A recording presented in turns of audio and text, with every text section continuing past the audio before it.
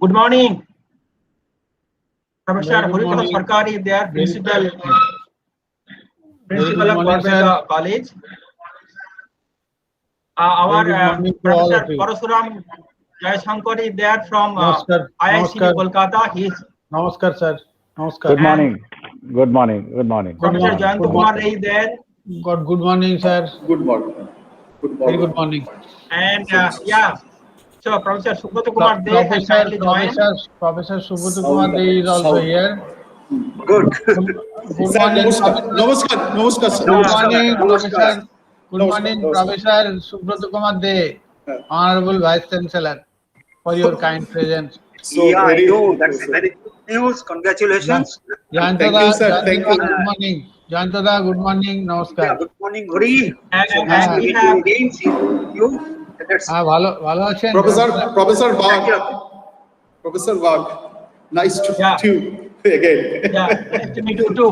And our very first speaker, Professor Prasat Kittakoop, has already joined from Bangkok, Thailand, and a senior scientist from IICB, P. Jaishankar, has already joined from US. He is currently in US.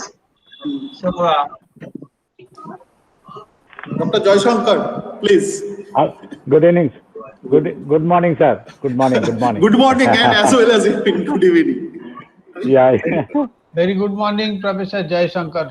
Very good Good morning. morning. Namaste. Good morning. Good morning. Namaste. Good morning. and Dr. Prithideepa Sahu is there from Vishwabharati University. Prithideepa, Good morning, sir. Morning. Good morning, sir. Good morning. Good morning.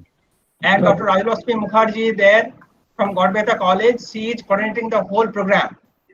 Okay, morning. fantastic. All the best. And Good morning. Hey, sir, Doctor- one thing I want to interrupt that our YouTube live has started.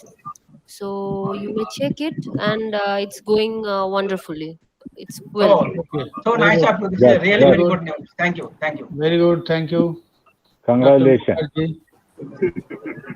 And Dr. Prasad Kittakoop also here, joined here. And also good morning to Kittakoop, Professor Kittakoop. good I am morning, Professor Dev. namaskar to Professor Kittakoop for joining.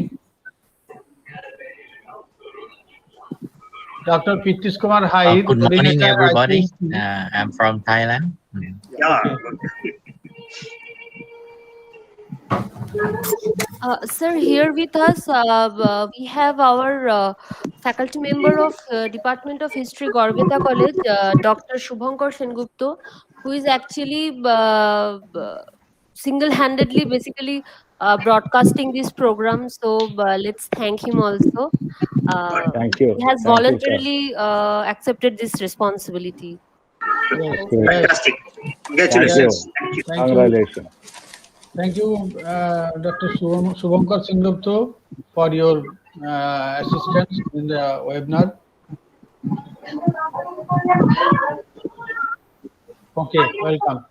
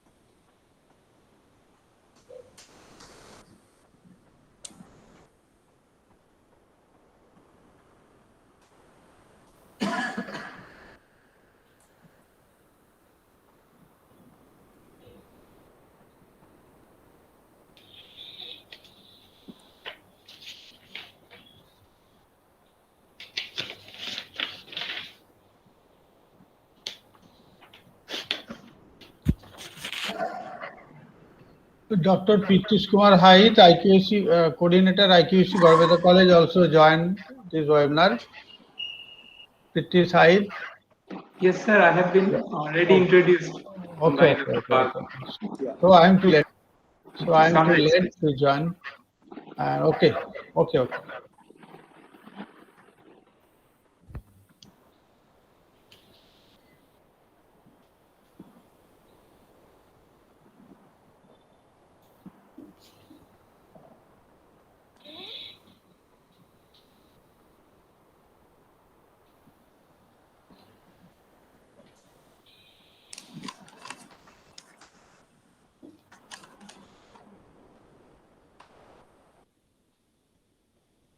Sir, it is 9:30 sharp. So shall we start? Professor Professor Bag. Bag, it is 9:30 sharp. So shall we start? Madam, you can start. Sure. Okay. So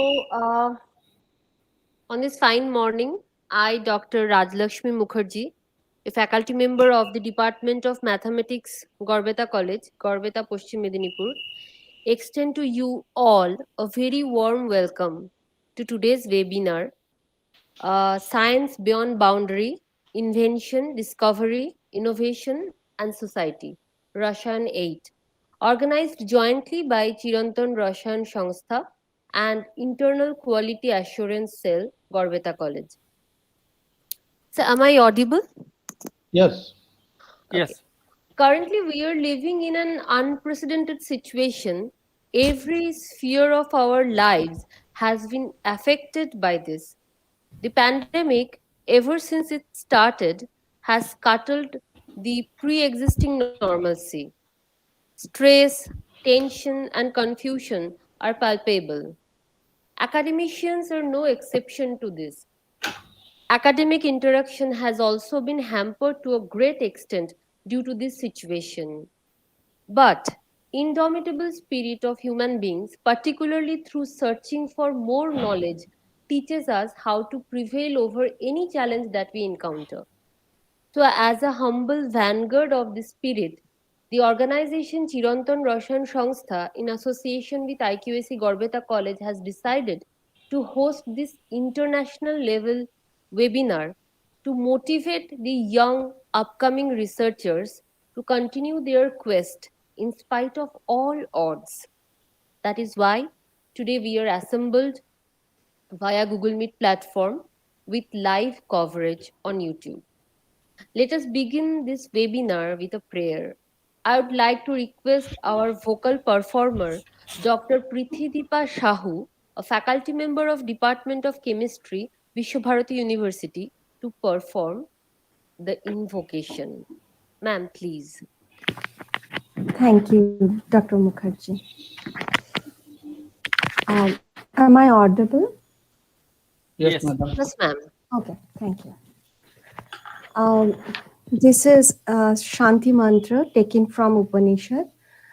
We are very well known about it. It is usually recited in school as prayer before the start of classes in schools. Okay. Guru Brahma, Guru Vishnu, Guru Deva Maheshwara, Guru Sakshat Param Brahma, Tasmai Sri Guruve Namaha. ॐ सहनो भवतु सहनो भुनक्तु सह वीर्यं करवावहै तेजस्विनाभवितमस्तु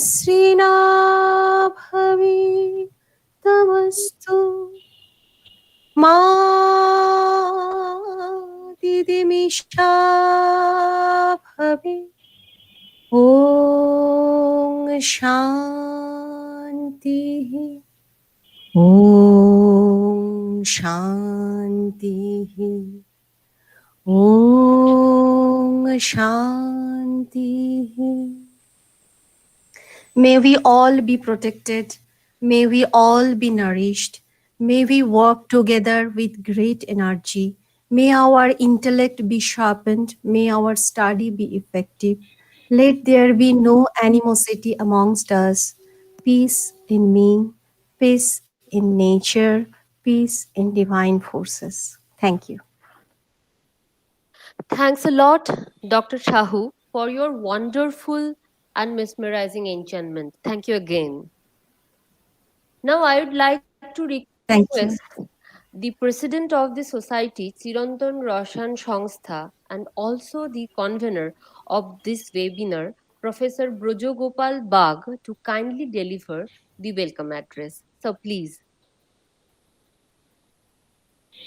Honorable Chief Guest, Vice Chancellor of Mahatma Gandhi University, Professor Subroto Kumar De, Principal of Garbeta College, and also the co-host, Professor Prasat Sarkar, Honorable Guests of Honor, Principal of Minapur City College, Professor Sudipto Chakraborty, Senior Scientist from CSIR IICB Kolkata, Professor P. Jaishankar, former CRS Gold Medal awardees present here today as guests to grace the occasion.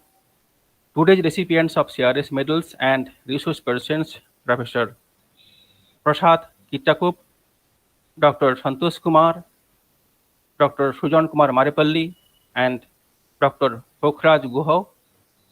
The chairpersons, Professor Jayantu Kumar Ray, Professor Pranav Sarkar, Professor P. Jaishankar, Professor Madhusudan Maji, and Professor Kanchan Bagh, IQAC coordinator of Garbeta College and co-host of RASAYAN 8, Dr. Prithvi Sahit, overall coordinator of this program, Dr. Rajalakshmi Mukherjee and Dr. Shubhankar Sengupta, faculty members, research scholars, master and graduate students from various institutions present here today, ladies and gentlemen.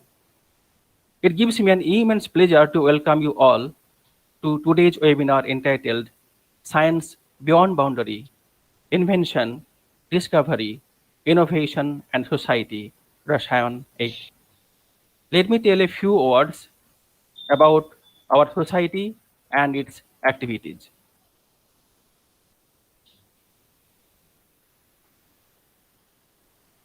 Chirantan Roshan Sangstha was established in the year 2016 with the following objectives: to promote research and development in all branches of science for a better living, to organize seminars, workshops, training sessions, and similar activities for the promotion of research and development in all branches of science, and outreach activities, to collaborate with established institutions and other scientific societies in India and abroad so as to fulfill the goals, to carry out activities that may assist in or be necessary for the fulfillment of the above objectives.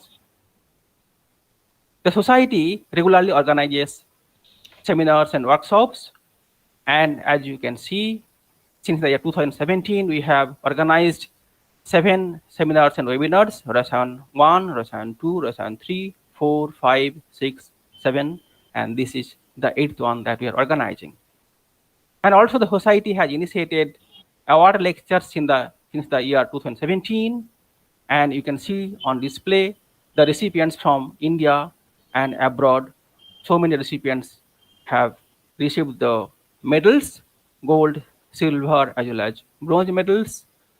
So 2019, 5 people got awards, and then in the year 2020, 4 people got, and then in the year 21 already 3 persons have got, and today 3 will be recipient of medals.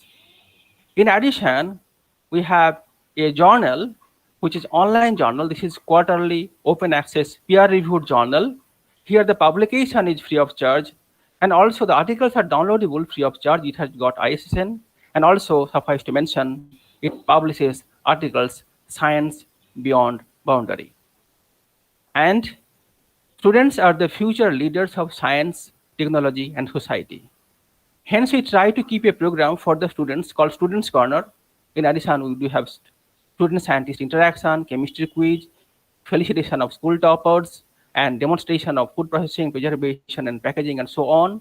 And here you can see on display that the students have presented their poster, and that got the best poster award in the year 2019. And then here you can see the felicitation of stars in Madhyamik and Ucha Madhyamik examination. And well, I was fortunate to participate in a program organized by Ministry of Human Resources and Development, MHRD, in the 2019. This program was jointly organized by IISR Kolkata in India and Harvard University, USA. Well, my colleague, Professor Pranav Sarkar, is there, who also participated in that program. So we were there at Harvard University. So among many other interactions what we had with the leading scientists from the rest part of the world, we looked into the campus, and that time there was full of snow. And one statue drew our attention. And if we take a look into the other side, this was gifted by the government of Ireland. And there is a quote here, I should read out: "Never again should people starve in a world of plenty." So a top-class institution in the world, Harvard University, they are excellent in academics, but at the same time, they are excellent in outreach activities too, so that they are paying attention for the removal of poverty in the remote corner of our country. So keeping that in mind, during COVID-19 period, when there was scarcity of food and shelter, the society took initiative to distribute food items. As you can see, there are so many photographs, and people are collecting food materials in remote villages. And in addition, like see, as we know that all the students, teachers, scholars, they have been suffering, and they are not being able to meet in the campus. So the society took an initiative to organize something in the open space. So we initiated a program called Lab on Wheels, which we organized in the blended mode. And there, in fact, you can see how the students, after 1 year and 1 month, they saw each other, and they are really emotional. And also they got an opportunity to do some experimental work in open space, keeping the COVID-19 protocol in mind. So that was a great success. Well, how we have given the name Science Beyond Boundary? Well, if we have to serve the society, only invention and discovery are not enough. It has to go via innovation. And that is how the name is Science Beyond Boundary, Invention, Discovery, Innovation, and Society. Well, I being a teacher of organic chemistry, well, I learned basic science in school, and then science in 10+2, and then graduation chemistry, then organic chemistry. But when the students take organic chemistry special, then there are so many branching, and there is compartmentalization. It is true that to have a better learning, in-depth learning, there should be compartmentalization. But unless there is cross-border interaction, then we will not be able to flourish, and we will not be able to serve the society. So keeping that in mind, we have given the name of the series Science Beyond Boundary. And that is also obvious from the recent Nobel Prize given in chemistry. And here the aim was for the development of a method for genome editing, genetic seizures, a tool for rewriting the code of life. Well, I don't want to make my speech too long. We have wonderful speakers here today, and also we have inaugurated Professor Subrata De, from which we learn today. So, let us recognize the potential of ours, use this platform for mutual exchange of ideas and sharing knowledge, coming up with newer ideas for the benefit of the society and mankind. Let us make this symposium Science Beyond Boundary, Invention, Discovery, Innovation, and Society, RASAYAN 8 a great success. Namaste, Khop Khun, Swasdi, Dhonnobad. Thank you. Thanks a lot, Professor Projagopal Bag. Am I audible? Sir, am I audible? Yes. Yes. Yes, Thanks a audible. lot, Professor Projagopal Bag, for your wonderful speech, which establishes the main underlying theme of today's program. Thank you, sir.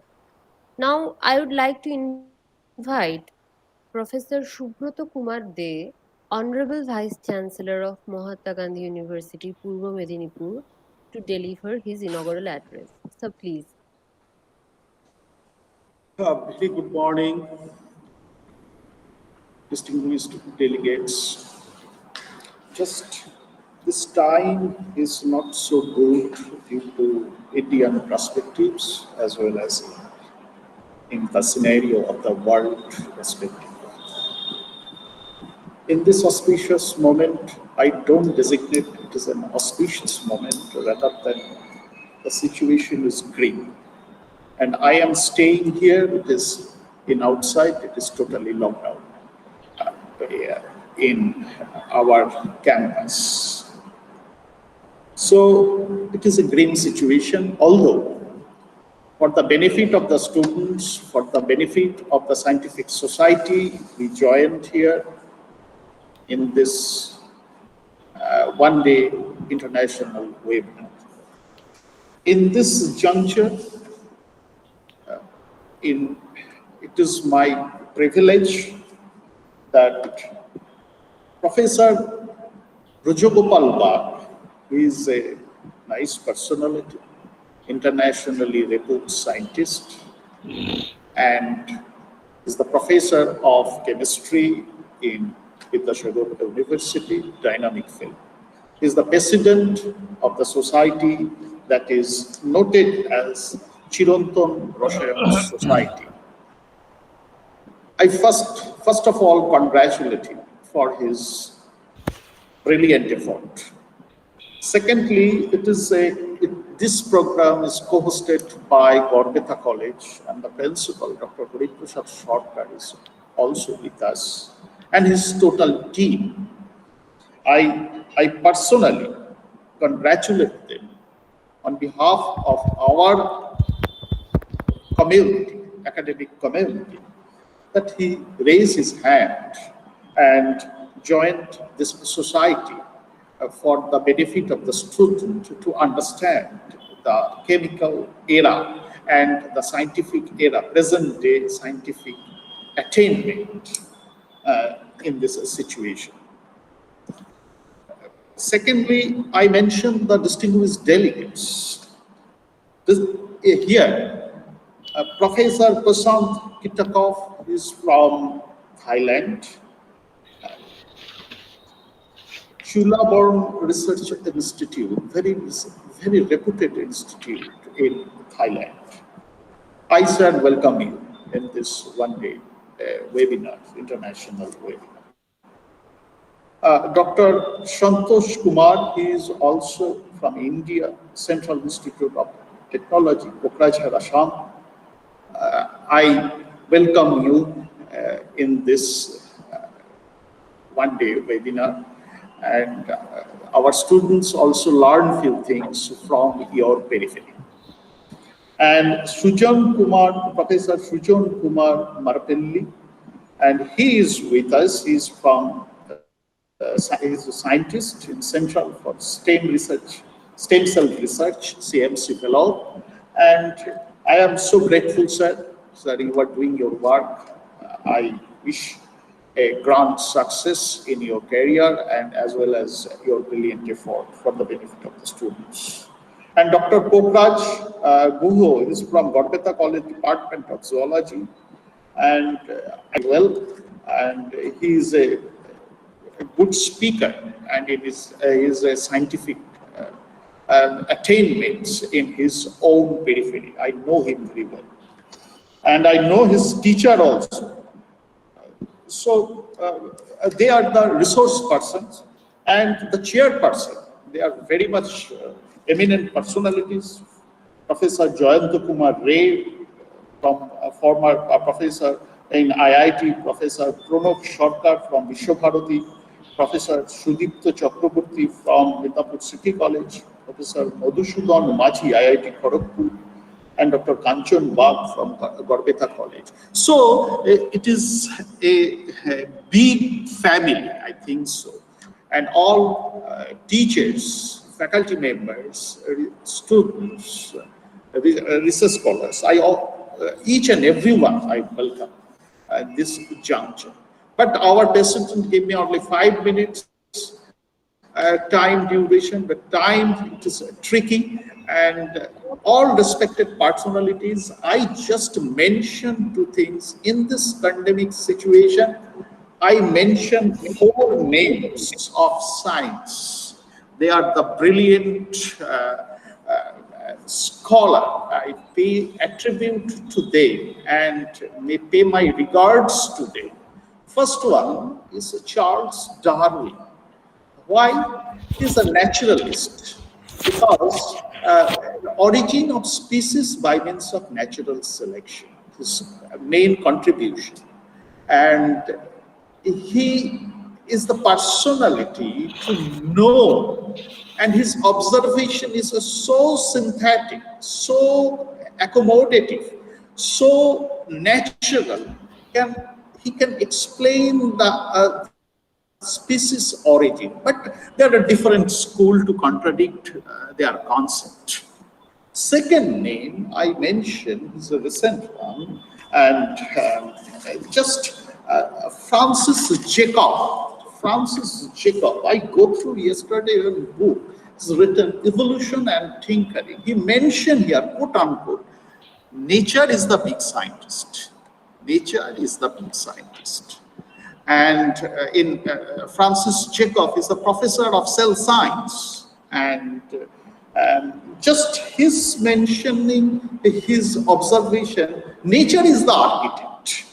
Nature, everything kept in the nature. Third name I mentioned in chemical science point of view, Joseph Priestley, and his main contribution and in discovery of oxygen, present day crisis. So I mentioned this name, Priestley. He isolates oxygen from air. And this name I mention here. And another name, just 4 scientists I mentioned. 3 and 4 is Louis Pasteur. In present day, we can able to understand the essence or the beauty or the discovery of Pasteur or pasteurization and the process of vaccination. So last 2 are the 2 big scientists and their discovery. The total human mankind is benefited from their research, their observation, their contribution, and we will simply pay my humble regards to them with floral attributes.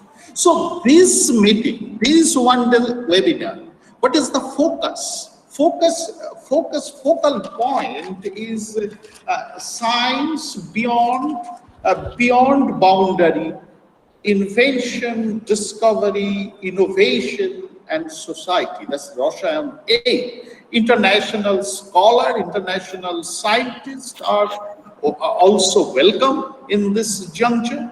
They can analyze, the resource person can analyze their problems, and the students, the academic forum asked the question, what is the question of the lecture, and how the scientists resolved this question, and what are the clues behind it to stimulate the students forum and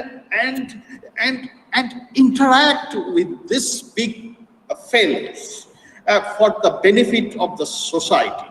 With this few words, I say this venture is very much important, and due to pandemic situation, we are not interact to each other, but the scientific attainment, it is too excellent, too stimulating, that a college like Garbeta College and its total team and the Rasayan 8, that means the society, this Chirantan Rasayan society, jointly take these ventures to stimulate the student, to strengthen the mental stress situation, to relieve the stress of the students. So it is a good venture. I acknowledge the society and Garbeta College. I extremely warmly welcome the guest speakers and want to know their few words that benefit our society. And the chairperson, I think so, the chairperson will give a very cooperative support to the speaker, that they are very much easy, profusely is able to speak their contribution. And I pray to the students, you ask question to the resource person, and you ask what is the clues behind it and what is the outcome. You frame your future contribution, future problem with the help of these ideas. So with these few words, I warmly welcome all of them, and I did a brilliant success of this program, and I simply, with this few words and their better health of the all participants, not all participants, all Indians, not all Indians, all the world citizens, all our family, human creatures, I wish their good health with this few words. Thank you, namaskar, and this a grand success of webinar. Thank you. Thank you very much. Thank you. Thank you. Thank you. Thank you. Am I audible? Yes. Yes. Yes. Thank you very much, sir, Professor Subroto Kumar De, for your valuable speech and your spirited words. I'd like to thank you also for formally inaugurating this program. So it is really, really an appropriate prelude for our program. Now, may I request Professor Dr. Hariprasad Sarkar, Principal of Garbeta College, to introduce our college to the distinguished guests and all the participants across the world. Sir, please. Am I audible? Yes, sir. Yes. Okay. Very good morning, everybody. It's really a proud moment for me to endorse the international webinar on science beyond boundary, invention, discovery, innovation, and society, RASAYAN 8, organized jointly by Chirantan Rasayan Sanstha in association with IQAC Garbeta College. At the very outset, I take the opportunity to offer a hearty welcome to today's inaugurator, Professor Subroto Kumar De, Honorable Vice Chancellor, Mahatma Gandhi University, Purva Medinipur, West Bengal, for his very nice inaugural speech and also inauguration of this webinar. I also offer my warm welcome to our 3 medal awardee and eminent speakers, Professor Prasat Kittakoop, Chulaborn Research Institute, Bangkok, Thailand, Dr. Santosh Kumar, Central Institute of Technology, Kokrajhar, Assam, Dr. Srujan Kumar Marepally, scientist in stem cell research, CMC, Vellore, for their kind participation to this webinar to deliver their award lecture. I am very much thankful to the Honorable Inaugurator and speakers for sparing their most valuable time with us in spite of their very busy schedule. I tender my best regards to the distinguished guests, Professor Jayanti Kumar Ray, IIT Kharagpur, Professor Pranav Sarkar, Vishwabharati University, Professor Sudeep Chakraborty, Principal, Midnapur City College, Professor Madhusudan Majhi, IIT KGP, Kharagpur, to make them available for acting as chairpersons in the different scientific sessions. I do heartily welcome to our convener and the president of the Chirantan Rasayan Sanstha, Professor Brajagopal Bagh, Department of Chemistry, Vidyasagar University, for his continuous effort in organizing this webinar series for the academic interest of the students, teachers, as well as researchers, and for the society. I am very much thankful to Professor Bagh for giving me the opportunity to collaborate and associate our esteemed institution as joint organizer of this very high-level international webinar. I also welcome Dr. Kumar Haidt, Coordinator IQAC Garbeta College, Dr. Rajlakshmi Mukherjee, Faculty Member, Garbeta College, Dr. Kanchan Bagh, Associate Professor Chemistry, and other faculty members for their remarkable effort to organize this webinar. I also welcome and thank to the invited speaker, Dr. Kokrajhar, Assistant Professor in Zoology, Garbeta College, for accepting the offer and to prepare his presentation within a very short period of time.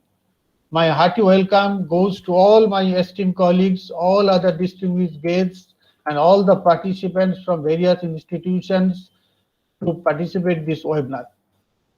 It is my great opportunity to explore our esteemed institution, Garbeta College, an ancient reputed college in the district of Paschim Mednipur in the bank of river Shilavati, established in 13th August 1948. Though the college serves the rural and remote area of this district, lacking all modern infrastructural facilities, but we have a big and beautiful campus with full of greenery and also rich in quality teaching faculties.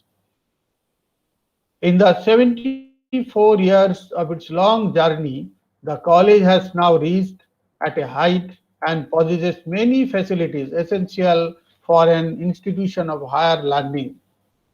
Many of our faculty members are deeply engaged with higher level research sponsored by the UGC and other funding agencies. The IQAC of our college is constantly monitoring the quality of teaching and other facilities for the interest of the students and stakeholders. The college is presently running with 22 undergraduate courses, including 2 professional courses like BPEd and BCA, and 1 major course, Office Management and Secretarial Practices, for long years. The college is also successfully running 4 postgraduate courses like Mathematics, Bengali History, and Zoology to spread higher education towards the first generation learners and economically poor and backward classes in the nearby localities. During the present crisis of COVID-19 pandemic, the faculty members and the staff of the college are always very cordial to provide all essential facilities to the students for their academic interest and future prospects. Now, the span of scientific research of modern science is gradually increases with rapid development of technologies, collaborative works of scientists belonging to the different disciplines. When Gregor Johann Mendel began his investigations of plant genetics in the 80s, he worked alone, a middle-aged European monk, counting peas in the Abbey garden. 150 years later, modern plant genetics laboratories have become more diverse and employed the latest DNA sequencing techniques. When J.J. Thomson discovered a new particle of matter, the electron, at the turn of the century, his lab equipment mainly consists of vacuum tubes, magnets, and some simple wiring. 100 years later, scientists searching for new particles like the Higgs boson use a super collider, a 17 miles long machine that costs several $billion and will produce data to be analyzed by most of the powerful supercomputer in the world. Science has come across a long way in the last 150 years. We now have more powerful data analysis techniques, more sophisticated equipment for making observations and running experiments, and a much greater breadth and depth of scientific knowledge. And as the attitudes of the broader society have progressed, science has benefited from the expanding diversity of perspectives offered by its participants. With this scientific discussion of today's erudite speakers, I hope that we'll find more knowledge on the theme science beyond boundary, invention, discovery, innovation, and society. And no more today. I wish this webinar a grand success. Thank you all. Namaskar. Am I audible, sir? Yes, Hello? you're Yes, audible. yes, yes. Okay, You're okay. Now, I would like to thank Professor Dr. Hariprasad Sarkar for his thoughtful and very informative speech. Thank you, sir. Now, I would like to announce the conclusion of this inaugural session. We are grateful to all the guests and participants across the world for being there with us in this program. So, let us move on to our next session. In this session, we have 3 award lectures and 1 invited lecture. The first award lecture will be delivered by Professor Prasat Kittakoop from CRI, Bangkok, Thailand. Professor Kumar Ray from IIT Kharagpur will be the chairperson while Professor Kittakoop delivers his award lecture. Professor Kumar Roy, it's over to you, sir. Thank you. Good morning, everybody. So, I'm at the beginning. Let me thank Professor Bhojagopal Bagh and his team for giving me the opportunity to chair this lecture award. Also, not only Thailand but also in Korea in 2007, he got a special lecture award.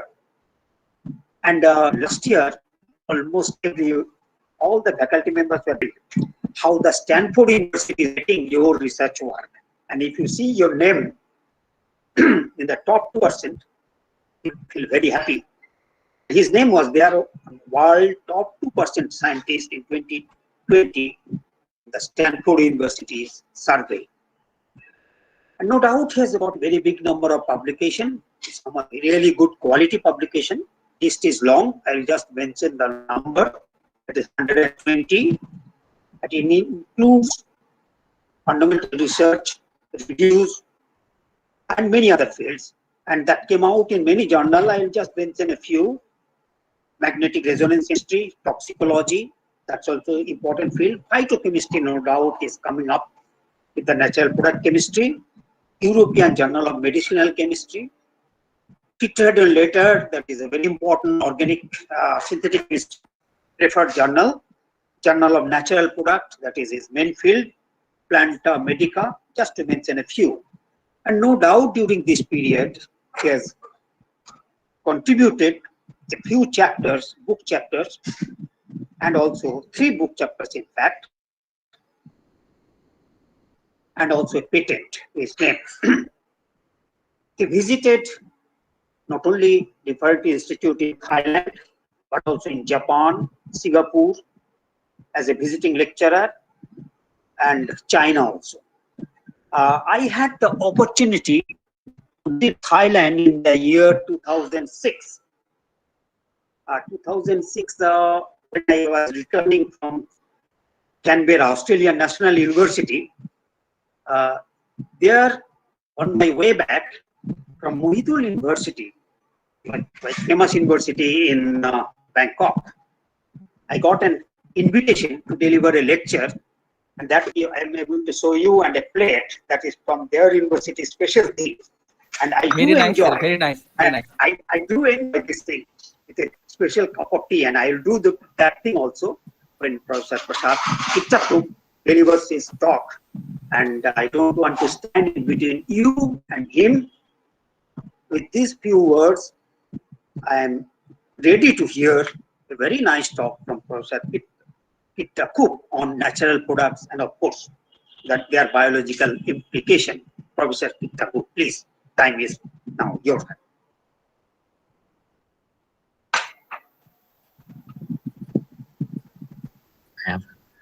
Thank you very much, Professor Ray, for your kind introductions.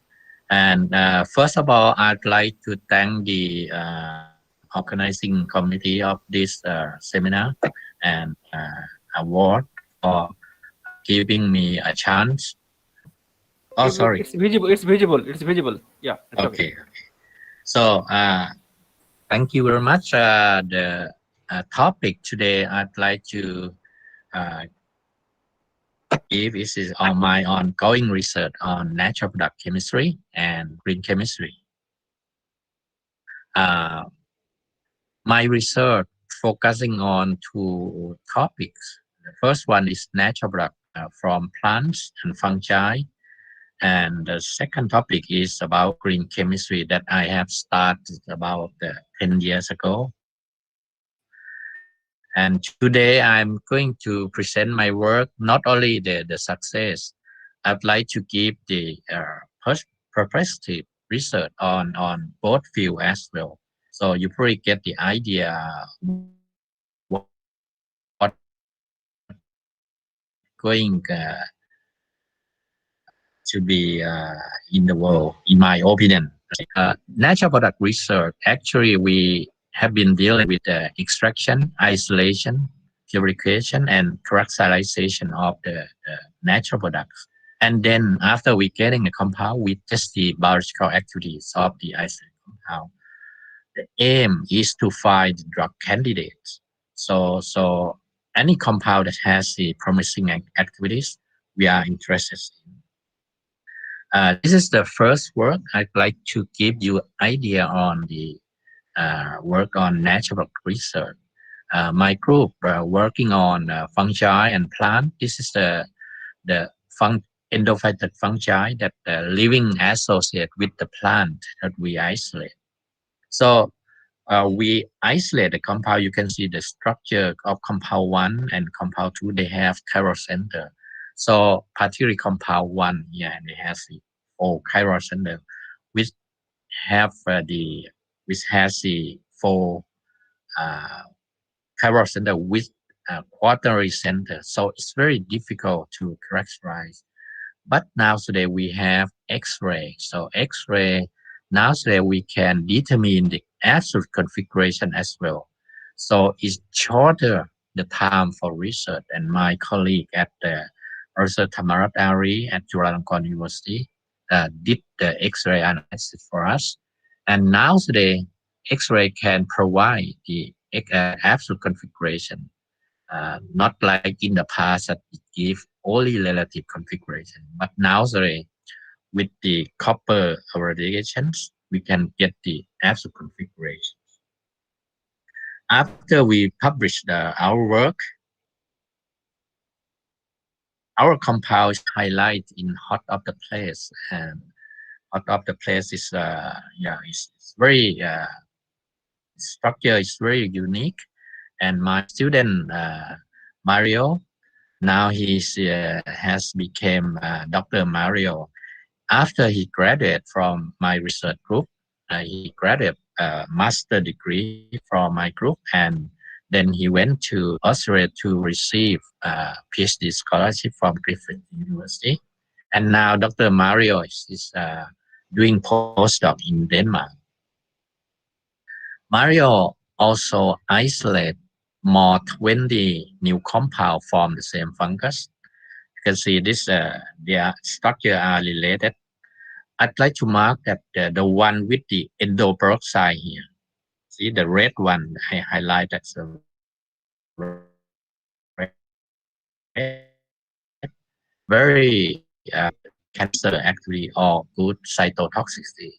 See, for example, compound 24 here, and endoperoxide drug, which is the standard drug that we are using for cancer. So we conclude that the endoperoxide that is essential for the cytotoxicity.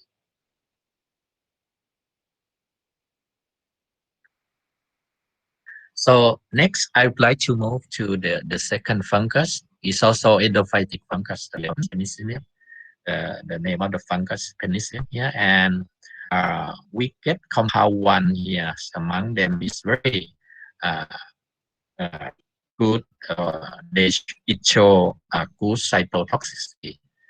When we observe the structure, compound 1 has the beta choro substituted alpha beta unsaturated functional group here, and what we are thinking further is whether it could react with the chiral group of peptide, for example, like glutathione. Glutathione is known as the agents, the compound that essential for cell survival. So many cells has high concentration of glutathione.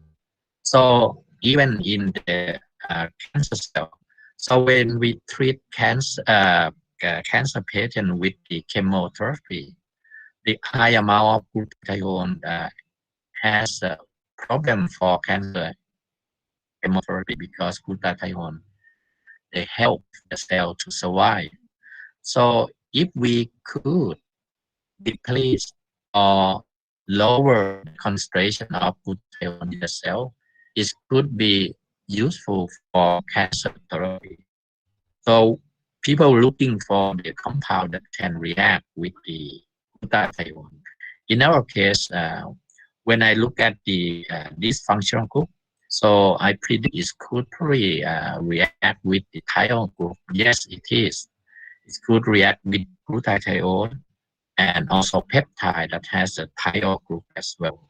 So we prepare a few peptides based on our proposals, and yeah, it's work. We can obtain the peptide molecules.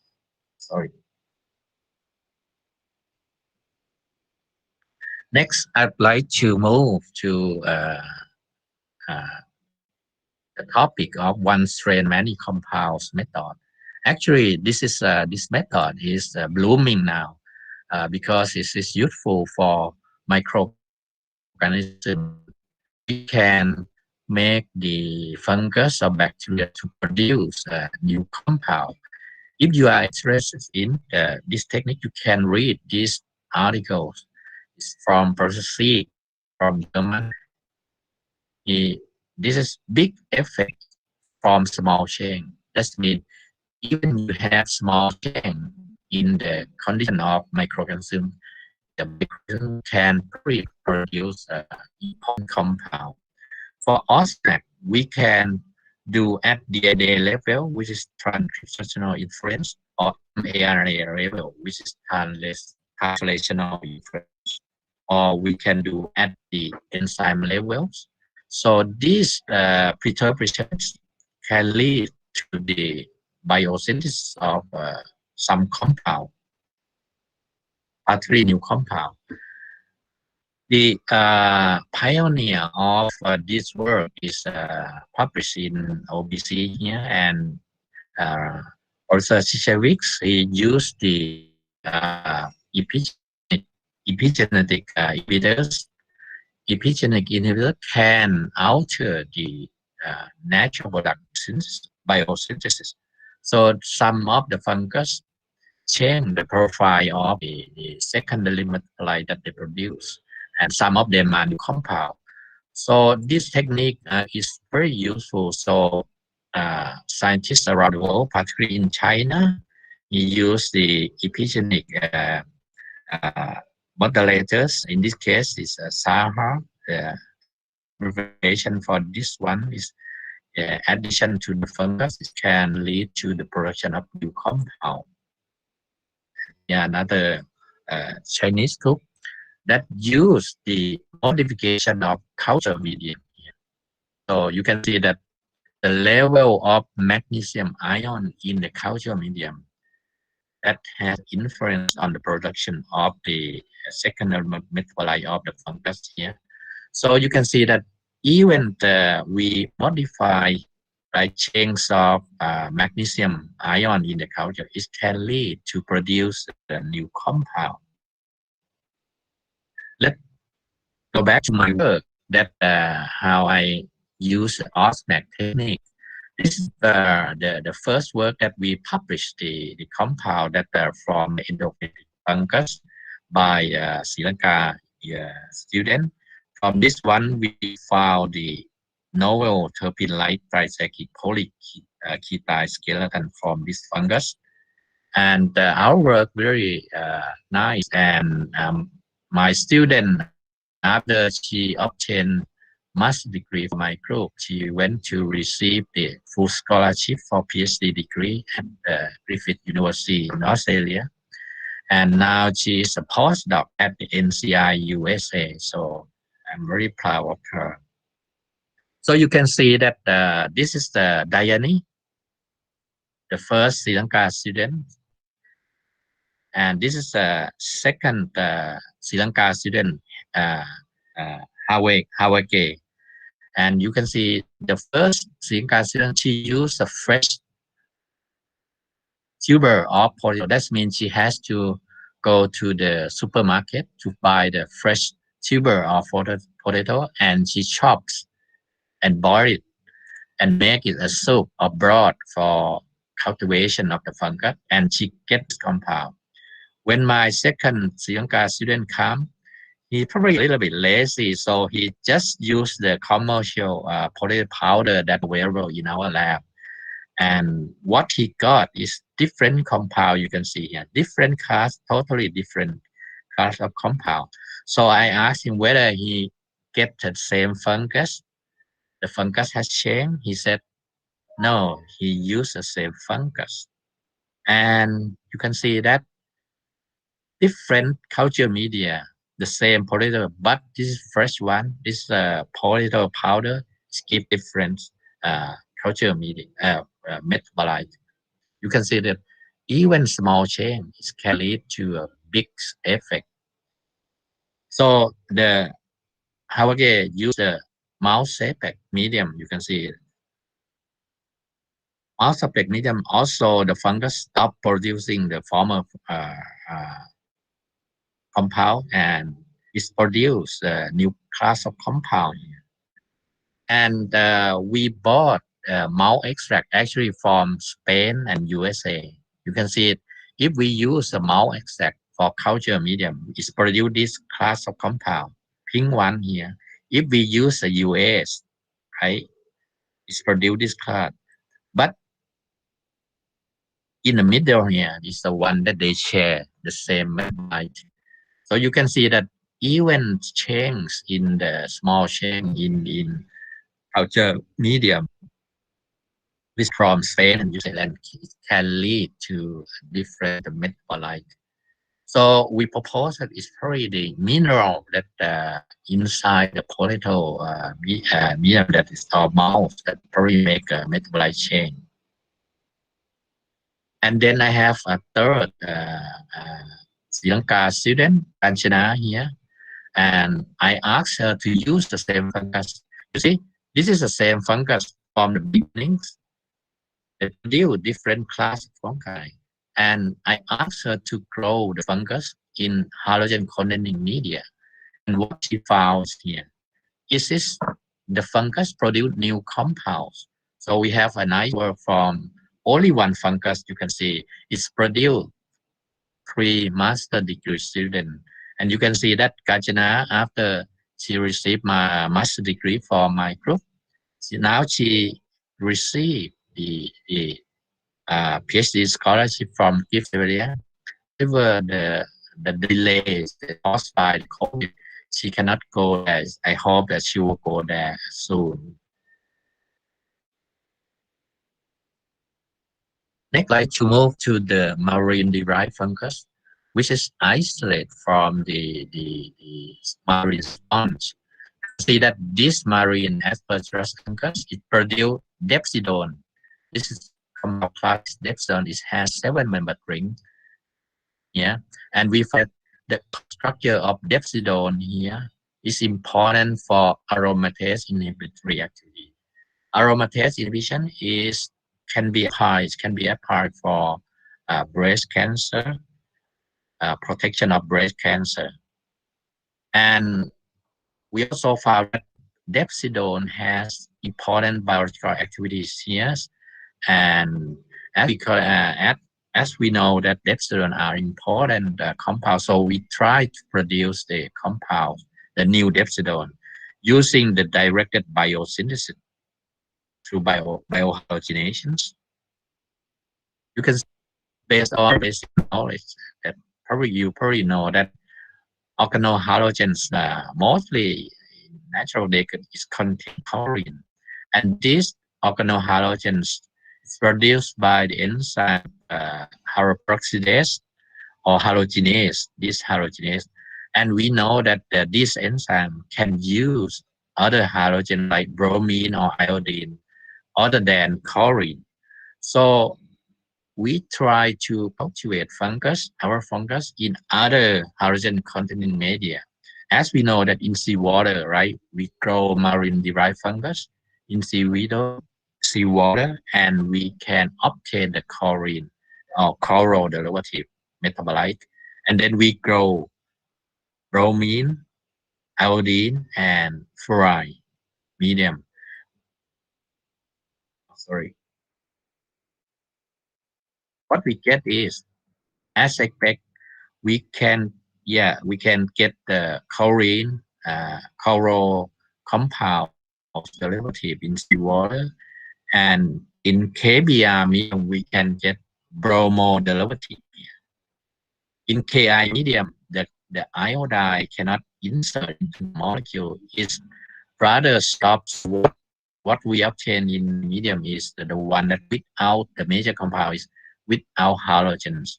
However, the Kf is toxic to the fungus. The fungus has no growth. To make the story short, so we can perform the OSMAC to the use of halogen if we need to use if we like to get the chloral derivative. We can cultivate the fungus in seawater. We can get in gram scale. You can see that if we need the bromo derivative, we cultivate the fungus in bromine containing medium, and we get like relatively high yield here. And if we would like to get the non-halogen compounds, we can cultivate the fungus in the Ki medium. Next, I'd like to move to another OSMAC technique that OSMAC is very popular. So this my student, Prasat. She's the PhD from my group, and she did the work with the epigenetic modulator valproic acid. Valproic acid, as you probably know, that it is a anti-convulsive drug used for the treatment of epilepsy, bipolar disorder, migraine headache. So it is a known drug. But recently, scientists found that it is also the epigenetic modulators, as it exhibit potent histone deacetylase enzyme. And now it is in clinical trial for the treatment of cancer. So as we know that valproic acid is the epigenetic inhibitors, and we try to use this drug for OSMAC technique with the marine-derived fungus. We try to make the fungus to produce new compound. However, we don't see the change in the secondary metabolite. What we found is it changed the fatty acid profile, which is a primary metabolite and polyketide. So we went on and see the effect of this drug on the fatty acid compound, fatty acid profile. As you can see, this is a control, right? I give you an example of the fatty acid C16 with one double bond here. Without valproic acid, it produces this fatty acid. When we add 100 micromolar, it stops, right? The production of this fatty acid. The other fungus, for this fatty acid, carbon 18 with 3 double bond here, normally it doesn't produce. When we add valproic acid, 100 micromolar here is produced. So this clearly indicates that it has the effect on fatty acid profile in the microorganism. Next, we use the gut yeast. That means gut yeast, the yeast that normally found in our GI tract. GI tracts. So you can see here, without the drug is produced, this fatty acid with the drug at 100 micromolar is stopped. And for this yeast, right, it's produced the trans C18 is induced, right? Without VPA here is not produced, but with valproic acid it induce the yeast to produce this fatty acid. So from this work suggests this work suggests that because the patients with when they use the drug, you can see that our administration 600 milligram up to 900 milligram, nearly a gram used by patients. So I think at this level is in the stomach, in our human gut, is very, the concentration is very rich up to 100 micromolar. That's with this level, it could give the effect on gut microbiome. So what happens? Gut microbiome or gut microorganisms, we know that contributed significantly to human health and disease. So now they're very popular. If you search for the research on gut microbiome, it's very popular nowadays. So if the patient take this drug, we guess that it's probably population, probably the fatty acid production of the gut microorganism. Another perspective I'd like to on natural research I'd like to give you is only in microorganism, the problem that code the protein that responsible for biosynthesis of natural, they are silent. It's not a word. Another word we call is cryptic gene. When the microorganism has the gene silent, it stops the production of natural product, particularly when we grow it in the laboratory. So people try to wake it up, the silent gene, try to wake it up in order to make the microorganism produce the metabolite again. People probably use genome mining, for example, biosynthetic approach that for the production of new natural product, or genomic driven research in order to make the microorganism to produce the compound. Another one that I already mentioned is osmotic. It's a simple, very simple technique that we can do. We can add epigenetic modulators or add certain compound into culture media, like amino acid or other compound. It can make the fungus or bacteria to produce new compound. There are many you can search for the addition of certain compound, or we can do it simply by changing culture media. It's a very easy one. Or you can do co-cultivation of the two microorganism and see the production of the metabolite chain. I give you the example. This is the streptomycin lab in our lab can produce the geldanamycin, very popular compound for anti-cancer agents. It is shock protein 90 inhibitors, geldanamycin. And when we change the medium culture, you see, into certain media, we can get gram scale of this important compound, geldanamycin. We can get gram scale, and it can produce these two compound, hydrosins. These two compound normally they obtain from the genetic manipulation. You can see that our simple method can give the same metabolite as the genetic manipulations, that relatively high technology. And the student did on this work is Mark. He's a Filipino, and after he graduated from my group, master degree, and he received a full scholarship from University of New Mexico in USA. Now he's doing a PhD in USA. Another already talk on OSMAC, right? Next, I'd like to give you the idea on the perspective or natural on the dereplication. This technique is going to be widely used in the future or the near future.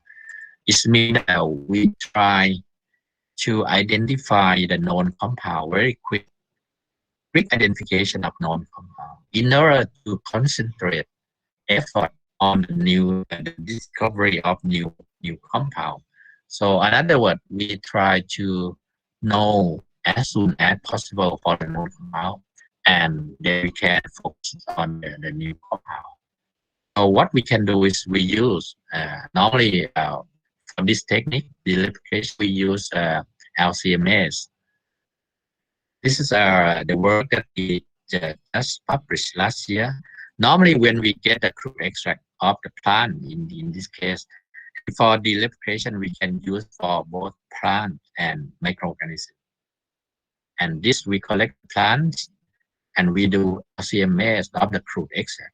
I'd like to emphasize we use the program GNPS. You can, it's a free program now. We can download it for creating the molecular networking. And for molecular networking, we can identify the compound and the derivative. And at the same time, we do activity screenings and registration. And this work is done by the Indonesian student Mimi, and she just graduated recently, and she went to Germany for her PhD scholarship. Luckily that she went there about 2 months ago, and now she's in Germany for her PhD degree. And from the LCMS, we can create the molecular networking like this. We can focus on individual group. For example, for this group is a glycoside, flavonoglycoside. This group is the quinone here. We can predict where the structure based on the molecular formula that we get it from LCMS. And the mass fragmentation here is so important. We can, you see, we can predict the structure based on the GNPS networking and mass fragmentation here. And we can obtain the new compound from this work as well. So I would say the dereplication is relatively quick for the identification of a compound. Next, I'd like to move to green chemistry. You probably know that this is you probably know the 12 principles of green chemistry already. And from this 12 principles, I focus on the renewable feedstock, catalysis, and solvent, several solvents that I'm going to give you a talk. Actually, the perspective on green chemistry I'd like to tell you is a photocatalyst. It's very green method. I'd like to give you, this is an excellent paper published by Professor Seeberger. He transformed the artemisinin or the HAA here. You see, in the crude extract of this plant, which is a source of artemisinin, it contains 1% of the target compound artemisinin. But another 1%, it is dihydroartemisinin. Okay, he tried to transform it using photocatalyst, right, in the flow system here, and he used a crude extract, and at the same time he used a chlorophyll as a photosynthesizer. You can see how green it is. This is I love this idea, so I try to present you here. Is see, the chlorophyll is known, is already in the extract. At the same time, you see, just put the light and we get 1% of arginine. That's included extract. We can get, right, arginine from DHA. Just very beautiful work using the photocatalysis. So I'd like to move to my work. Here is the, as I mentioned to you, I using renewable material for the using as the alcohol catalyst. To work actually now the first order she graduated master degree with me and she went to USA. Now she has already become the doctor and she going back and work at my institute. Here is the idea that we use the renewable material, which is a bovine tendon. Bovine tendon in Asia we consider as food, but in Europe or in Western country they consider as waste from meat industry. So the basic idea is we know that amino acid play important role as organic acid. We know that amino acids are organocatalysts. And tendon, they are rich in oxyproline and proline amino acid. These two amino acids, proline and hydroxyproline, they are robust catalysts, right? Many report on these two amino acids for many reactions. They use as the organocatalyst for many reactions. And we try to use the tendon hydrolysis. We will hydrolyze the bovine tendons and use it as the organocatalyst. See, we get the tendon, hydrolyze it. When we get the hydrolysis, we extract methanol and use this one as the organocatalyst. We perform the solvent-free synthesis of the chromium. What we get is the chromium and the another compound is coumarin here. So we get the two compounds and we confirm the stereochemistry of the colors and the configuration is by X-ray. Mostly is we get the configurations which is confirmed by X-ray. And we can perform the solvent-free synthesis of the gram scale of the compound. Now we use a substrate at 10 gram, okay, and we can get the product in gram scale as well.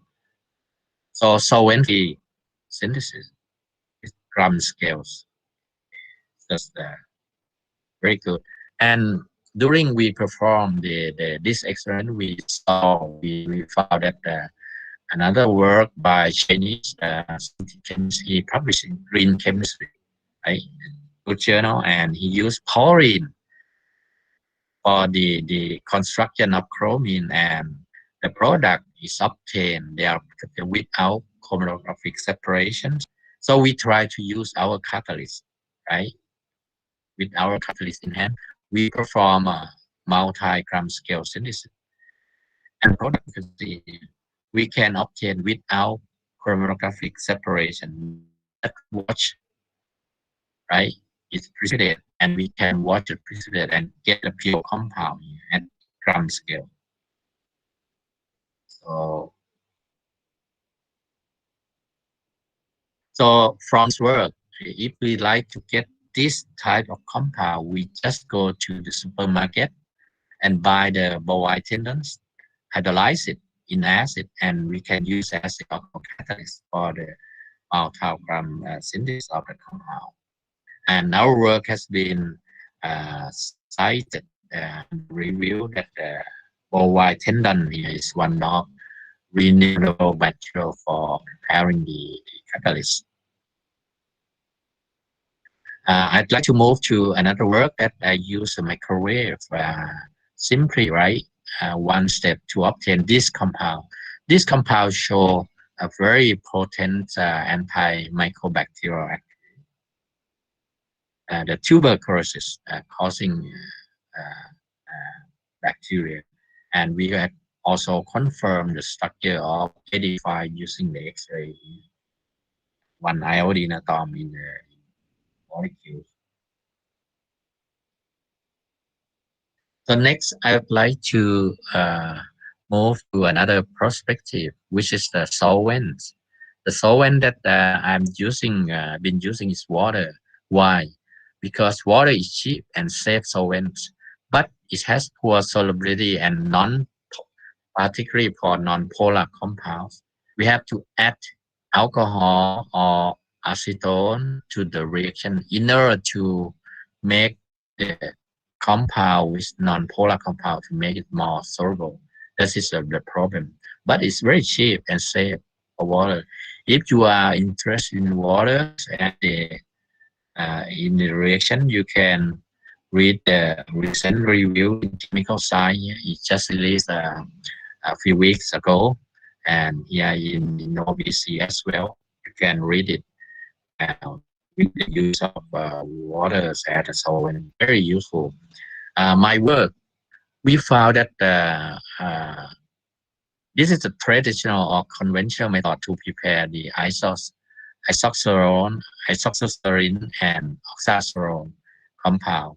And we found that the reaction is occur in my acid condition, and the reaction start when adding water. You see, water assists the nitric oxide cycloid addition. So the reaction start when we adding water. This is conventional, right? Normally we use the base, but we found it in water. The reaction undergo in my acid conditions. Very unique. And we prepare isoxazoline here, and the structure and stoichiometry confirmed by the X-ray. So X-ray very important supporting information.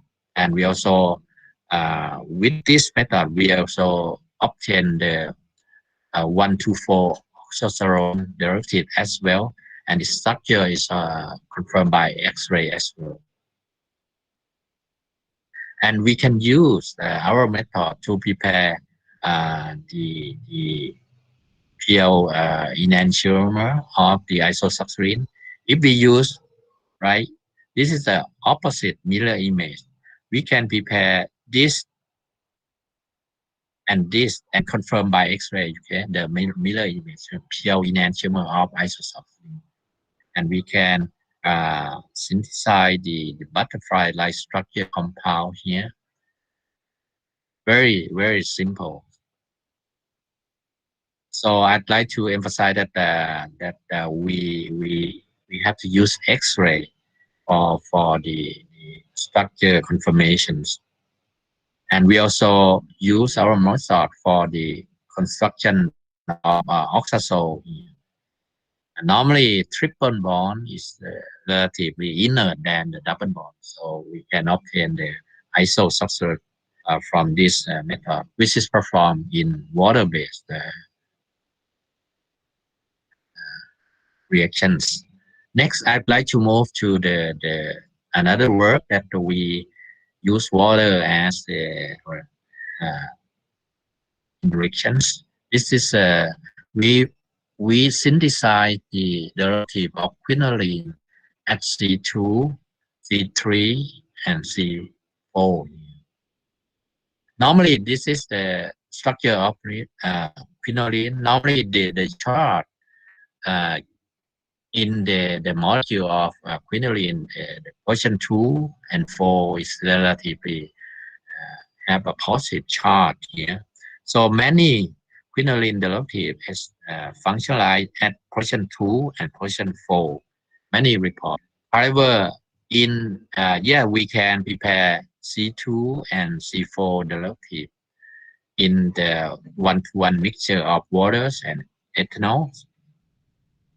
But the important of things in knowledge from this work is we can simply prepare the C3 saturated quinoline, simply one step, right? We get the compound like methane with the chart positive and negative in the same molecule. Only one step. And the structure of this C3 derivative has been confirmed by X-ray as well. So they have property rather interesting property, soatochromic and pH sensitive property. You can, if you are interested in, can read this paper. I don't want to go into detail, but we can construct CT derivative very unique once, and we can get the compound. The last one that I pay attention on the green chemistry method for deuteration. Deuteration also now they're very popular because in year 2017 they have launched the first drug, which is the deuterated drug here, which is the molecule contained in deuterium atom, and you can see that why people making the drug with the deuterium atom, because the C bond is more stable in human body than the CS bond. So the deuterated compound providing drug with better pharmacokinetic properties. Another word, the CB bond, carbon deuterium bond, is more resistant to the metabolic breakdown in human body, so it's more stable. Our challenge is to use a metal-free synthesis compound, and we have successful for a few class of the compound, and now our work is under revisions. Finally, I'd like to thank the granting agency, EST, and Thailand Research Fund, my colleagues from Mahidol University and Chulalongkorn University, and CRI and CGI, staff at the CRI that help for biological activity testing, research assistants, and many people helping us for getting NMR mass spec data. And finally, I'd like to thank every student that they put their great effort for producing the work that I present today. Thank you very much.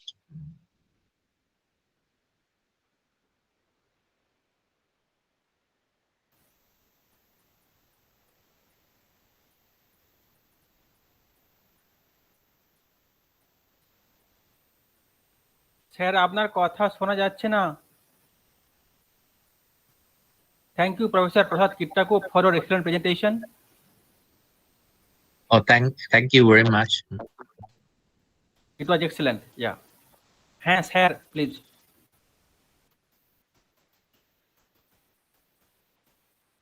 Sir আপনার কথাটা আসছে না।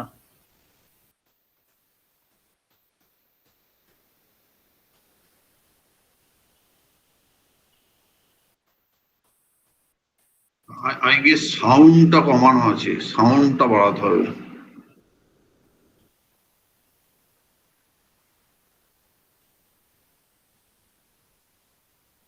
Sir আপনার unmute করা হয়েছে?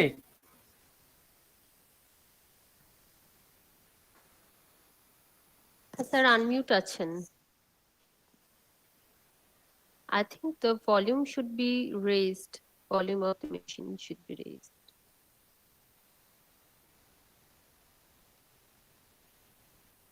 Dr. Mukherjee, আপনি May I proceed? Okay. Now I would like to request the chairperson of this session and the president of CRS to felicitate Professor Prasat Kittakoop. And thank you, Prasat Kittakoop, for your excellent, enlightening speech, which will surely motivate the academicians present in this seminar.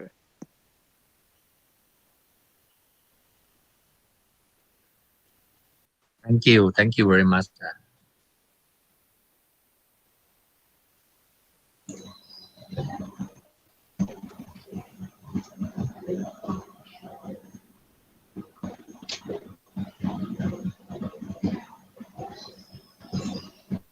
Professor, will there be any questions or just? I think we are running out of time, so if there is any question, we can address those at the end. And now the society would like to felicitate Professor Prasat Kittakoop with the award of the medal and the memento. So, in recognition of the enormous contribution for the development of science and its popularization, the Chirantan Rasayan Sanstha has decided to award gold medal to Professor Prasat Kittakoop. So the medal and a memento are displayed here. So I hope Professor Prasat Kittakoop accepts these medals and the memento. Professor Kittakoop, please. Thank you very much. Thank you very much for accepting it. And also, this will be signed by the President. This certificate also will be sent to you. Thank you very much again. Thank you. Dr. Mukherjee, please. Thank you, sir. Am I audible? Yes, yes. Okay. Our next award lecture is by Dr. Santosh Kumar from Central Institute of Technology, Kokrajhar, Assam, India. Professor Pranab Sarkar from the Department of Chemistry, Vishwabharati University will be the chairperson, while Professor Santosh Kumar delivers his award lecture. I would like to request Professor Sarkar to take over from here. Sir, please. Okay. Thank you. Thank you so much. And welcome to the second. Am I audible? Yes, yes, Am yes. Yeah. Yeah. Yes, sir. Yes, sir. Yes, sir. So, I am welcoming you all to the second award lecture of the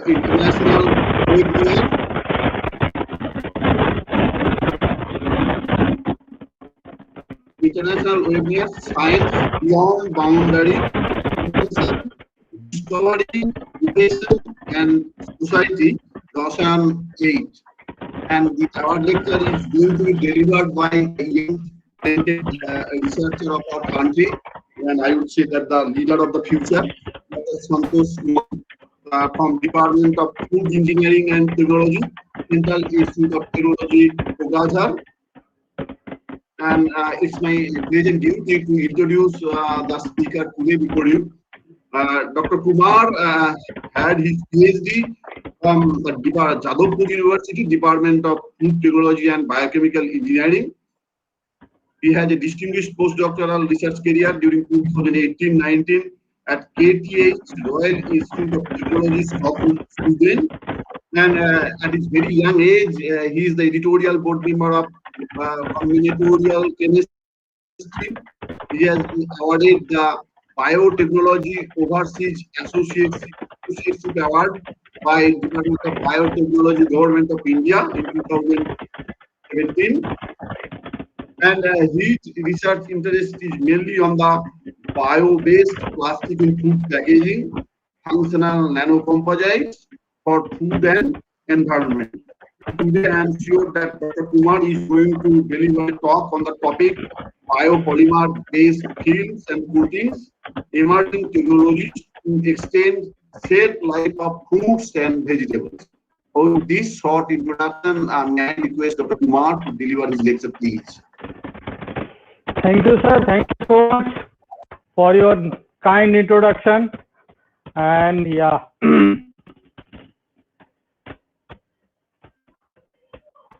Should I share my presentation, Professor Bag? You can share. Only thing is some extra sounds are coming. Could you please check any wiring or something? Some extra sounds are coming. Hello, hello. Some noise are coming. Please check. Some echo. Yeah. Either fan on, either fan on.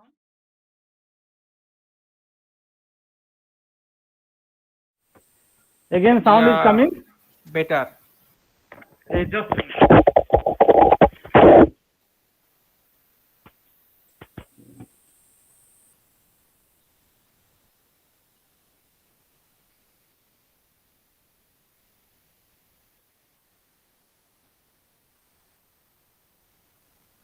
Kumar, please unmute yourself.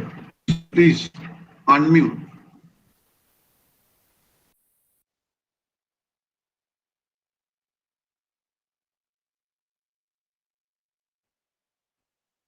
Dr. Kumar, please unmute yourself.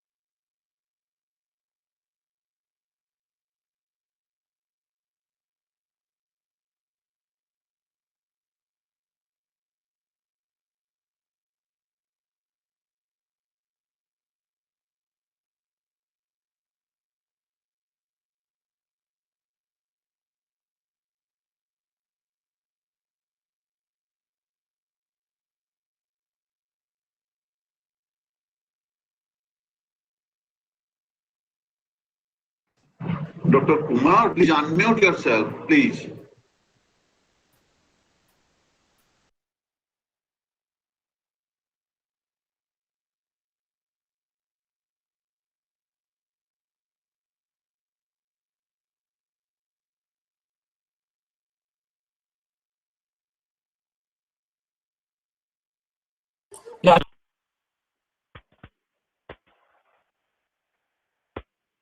Hello. Yes, yes, please continue.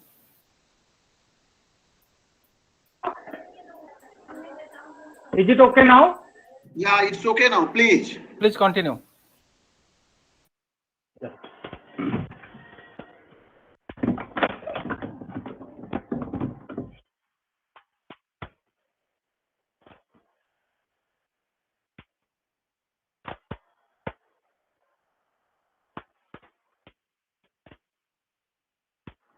You can share your slides and then continue.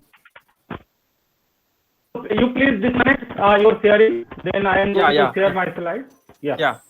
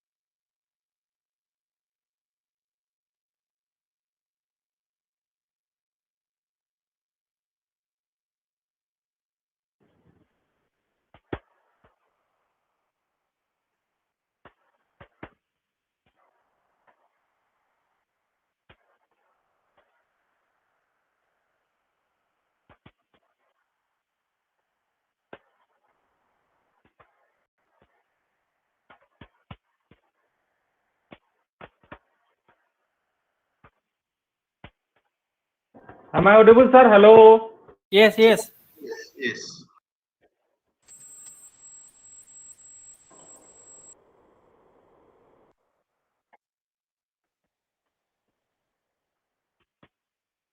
Audible? Please continue. Audible? No, sound is not coming. Sometimes the sound comes and sometimes not. Sir, can I, one thing, can I see you for the third lecture and I will present later on because there is a disturbance? Okay. Sure. Okay. Definitely. All right. Dr. Mukherjee, please. Okay, sir, please hang on for some time.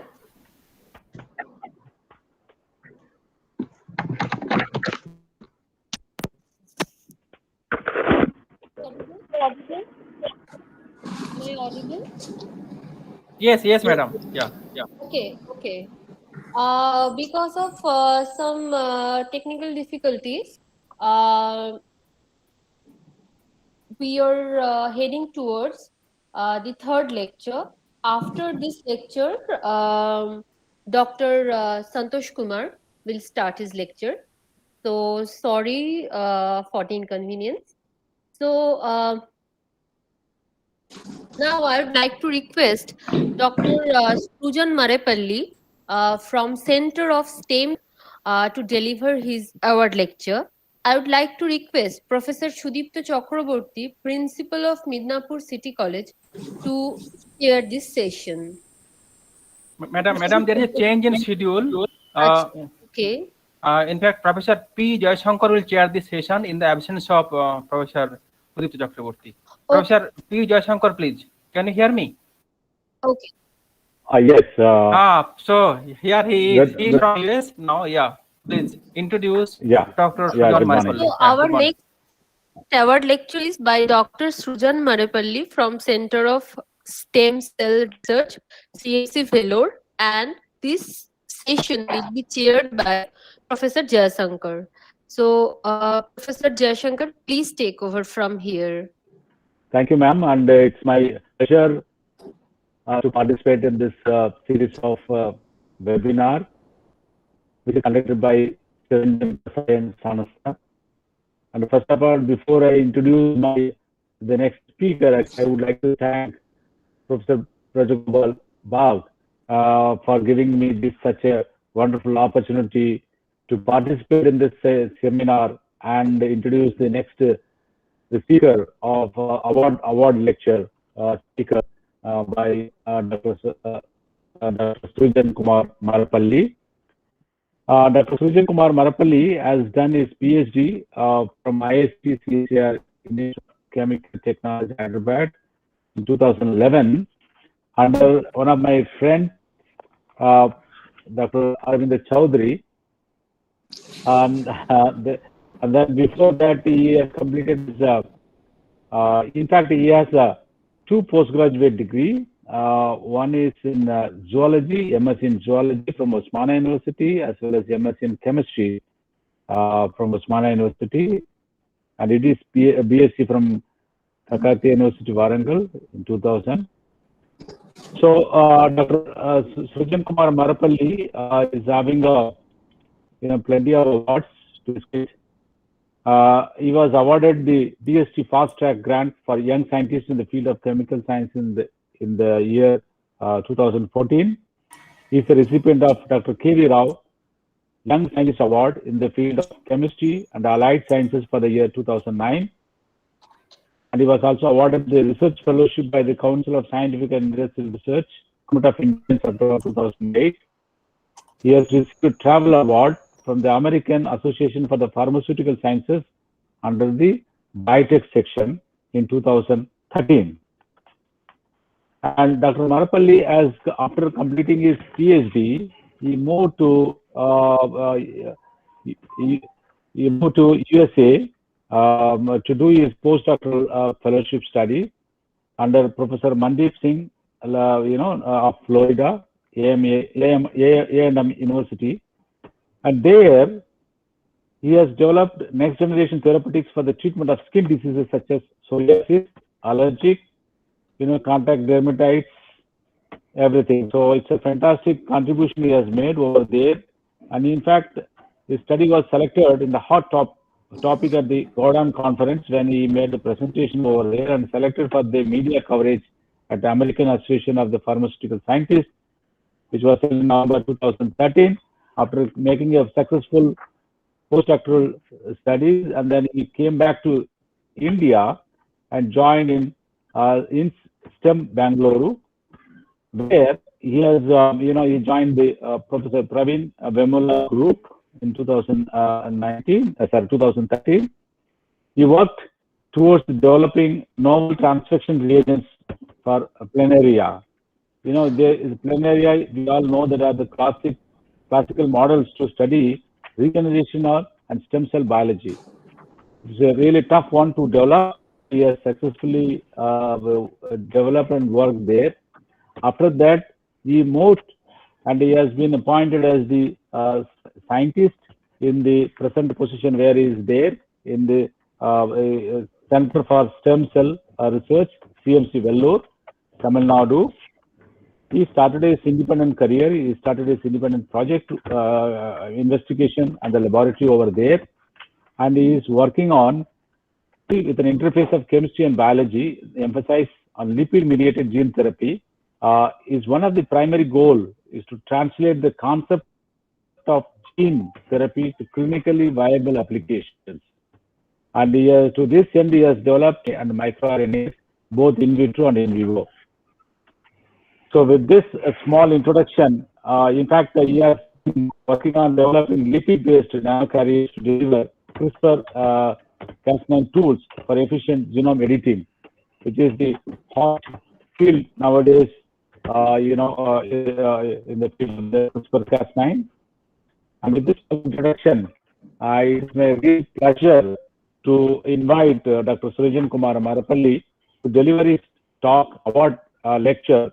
The lecture titled on Development of Lipid-Based Nucleic Acid Therapeutics. Dr. Srujan Marepally, please.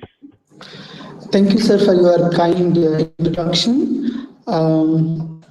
And I really thank Chirantan Society for choosing me for the award, and sincerely thank Dr. Rajagopal for giving me this opportunity.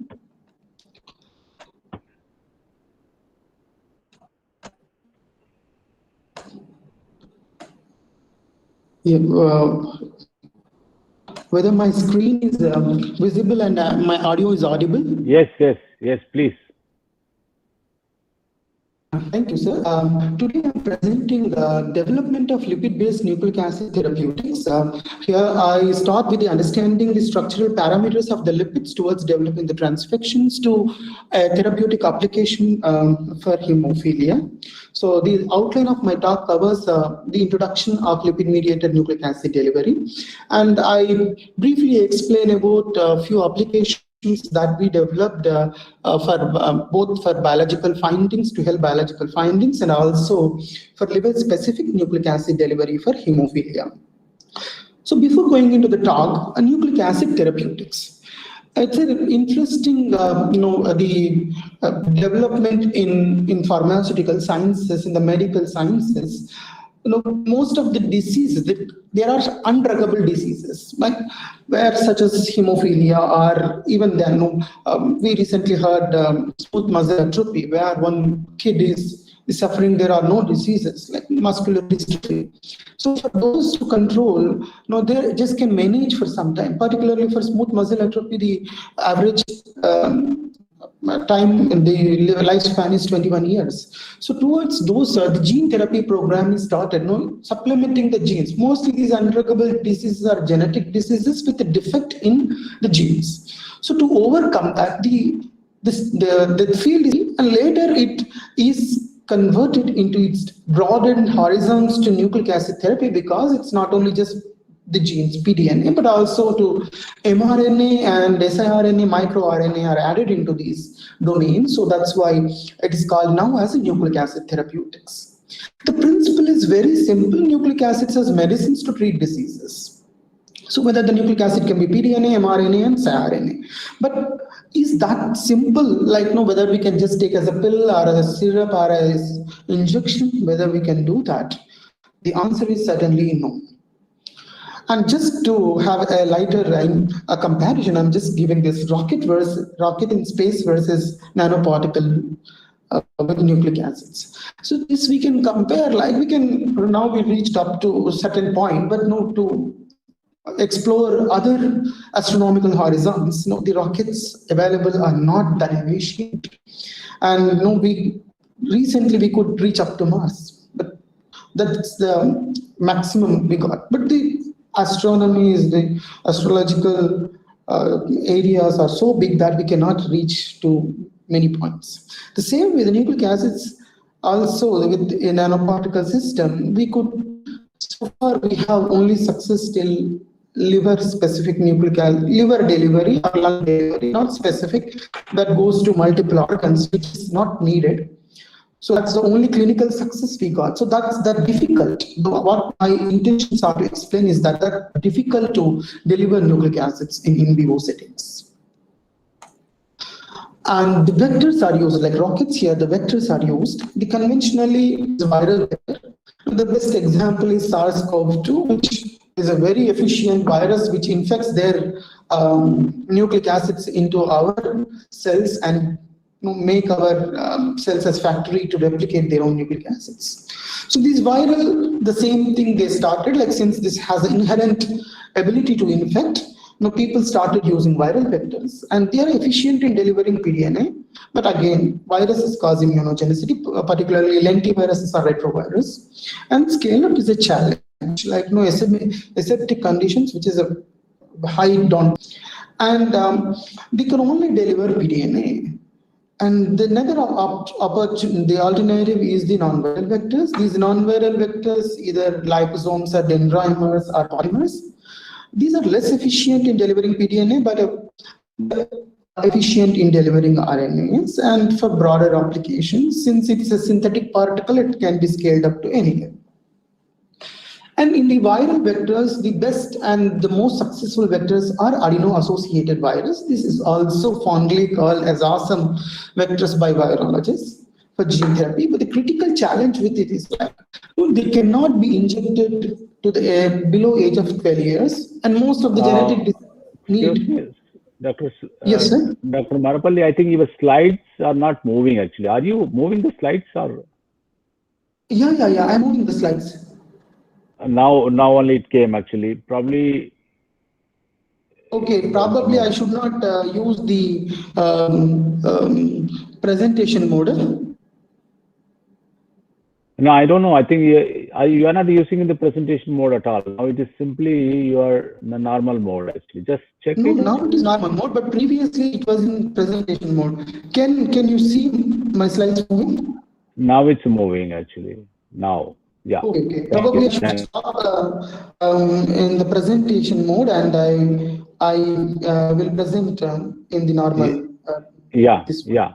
Thank you. So the adeno-associated virus is the most successful vectors in the gene therapy, but the critical challenge is that we cannot inject below 12 years of age. And the vector re-administration is not possible. That's the reason we cannot inject, because once the antibodies are developed, that will neutralize even if we inject the transgene. And most of the genetic diseases are the born, so that it's important to manage up to 12 years. That's a critical challenge. And the next is the pre-existing antibodies. Most of these, because these are, even when in our studies, one of our colleagues, they studied the prevalence of AAV antibodies in the patients, and over 85 to 90% patients have pre-existing antibodies. So that's another critical challenge, that we cannot inject to those patients. We have to omit those patients.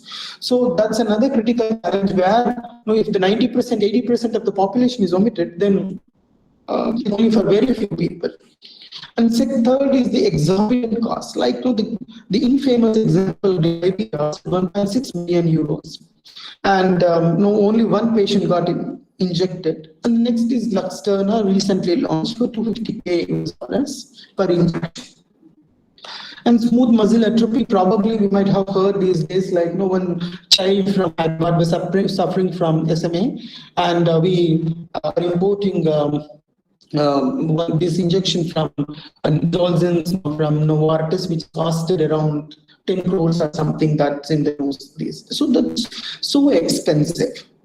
And the next successful in the recent years, like in the past 2-3 years, we witnessed the success of Penicillin, which is for hATTR amyloidosis, for siRNA-based lipid nanoparticle system, and also Vellore for acute hepatic pathway.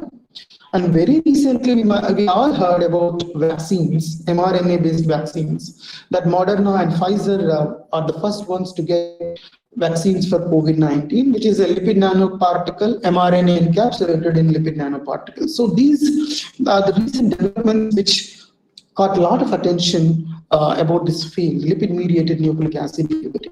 So before that, I briefly explained about liposomes. The liposomes are nothing but individual lipids with watery interior and watery exterior. These are cationic lipids, and co-lipids are used because nucleic acids are negatively charged.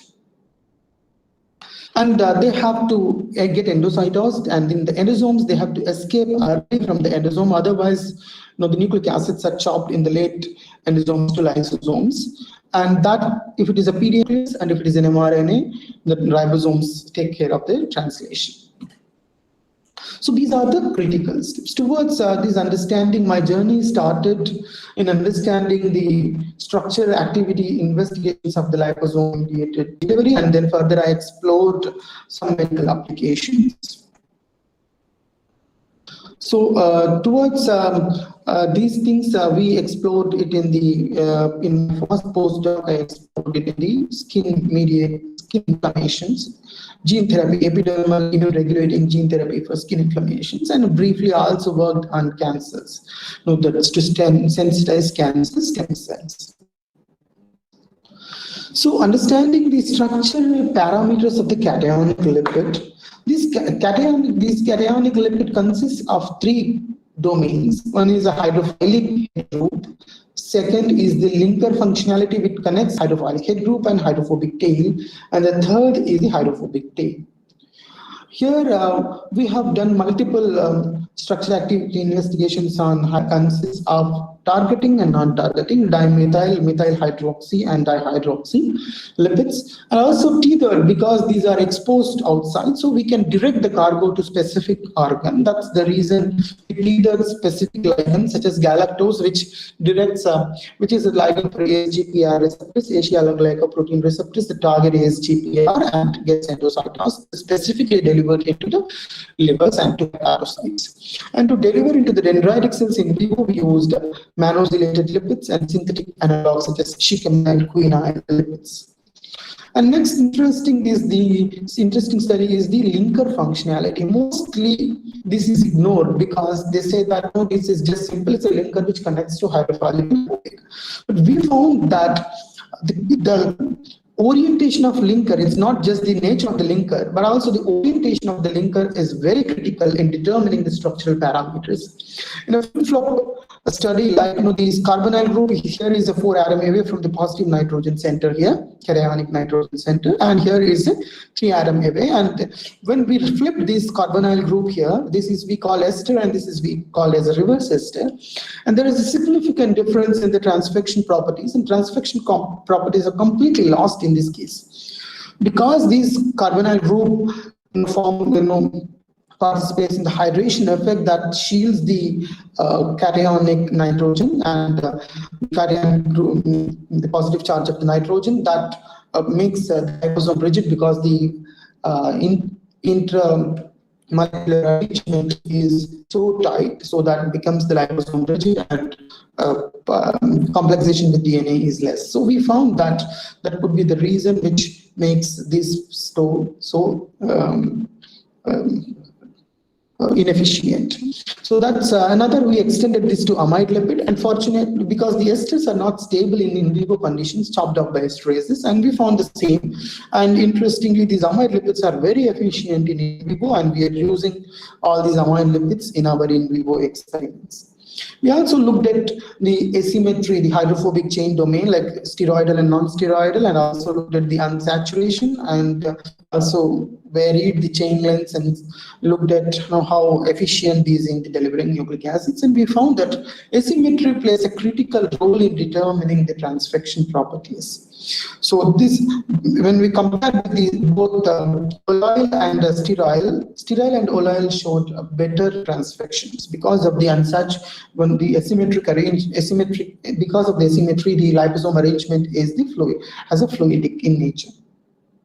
So we excited with these things, and we found like nature, if we look at the any vegetable oils, they have a variation of the fatty acyl chains. So what we did, we took palmistidine, where the palmitic acid and stearic acid are the main source of the fatty acyl chain. So we saponificated, extracted the fatty acyl chains that consist of myristic acid, palmitic, stearic, oleic, and linoleic, and then we synthesized cationic lipids. So we found a series of lipids in the mixture that starts from myristic acid to linoleic acid and to symmetric and asymmetric lipids, and we synthesized, made liposomes with that and used for transfection properties. And we found that this palmistidine lipid is has better transfection ability compared to palmitic lipid. The reason is that it has a better membrane fusogenicity, and that we confirmed with FRET, fluorescence resonance energy transfer, and we found that palmistidine lipid is better, has higher membrane fusogenicity compared with the palmitic counterpart. So this is one finding that we are using for delivering CRISPR reagents and multiple other applications now. And I would like to present another interesting story that is on the planaria, developing transfection reagents for planaria. When I joined in STEM, Das Ratipalapudeti was working on planaria, and he was struggling with reagents. So, to understand neuronal regeneration, how he's working on role of microRNAs in neuronal regeneration, and there are the screening has been done, and he found that there are a couple of microRNAs are responsible for that to prove, but he doesn't have any reagent to knock down. So here, when we discussed with Das and he, we all came to conclusion to first go with the lipidomics and found that there are sterile and oleyl chains are high in the planarial plasma membrane, and then synthesize this asymmetric lipid we used for that, and also the in vivo efficient amide lipid we used, and we developed formulations. When we delivered microRNA 124C, here we can see, you can appreciate there is no photoreceptor formation in the optic chiasma formation. It's completely absent. So this reagent could efficiently deliver nucleic acids into planaria, and this is the first reagent that we developed for planaria and the only reagent. Next, when I joined in my other postdoc, the first postdoc, I joined in Mandip Sachdeva's lab. Now, there also there's a challenge with the delivering nucleic acids into dermal and epidermal regions, because our skin is completely hydrophobic outer layer and then amphiphilic inner layer. So it is, nucleic acids are completely hydrophilic. They cannot be delivered without having a vector. So what we did is, like, we chose the NMP, N-methylpyrrolidone, which is regularly used skin permeating agents, and also unsaturated fatty acids, also skin permeability is there. So we used oleic acid, and we made a hybrid lipid nanoparticle system that is called nopirolidonium lipid nanoparticle system, and then we complexed siRNAs, Cationic and TNF-alpha, and that could deliver layers, and that effectively reduce chronic skin inflammation in psoriatic-like mouse model. And the next one is the CRISPR reagents. So when I joined in CSER, there the challenge is that where plasmid is used as a CRISPR Cas9 in the form of plasmid. So this plasmid is easy to deliver and robust.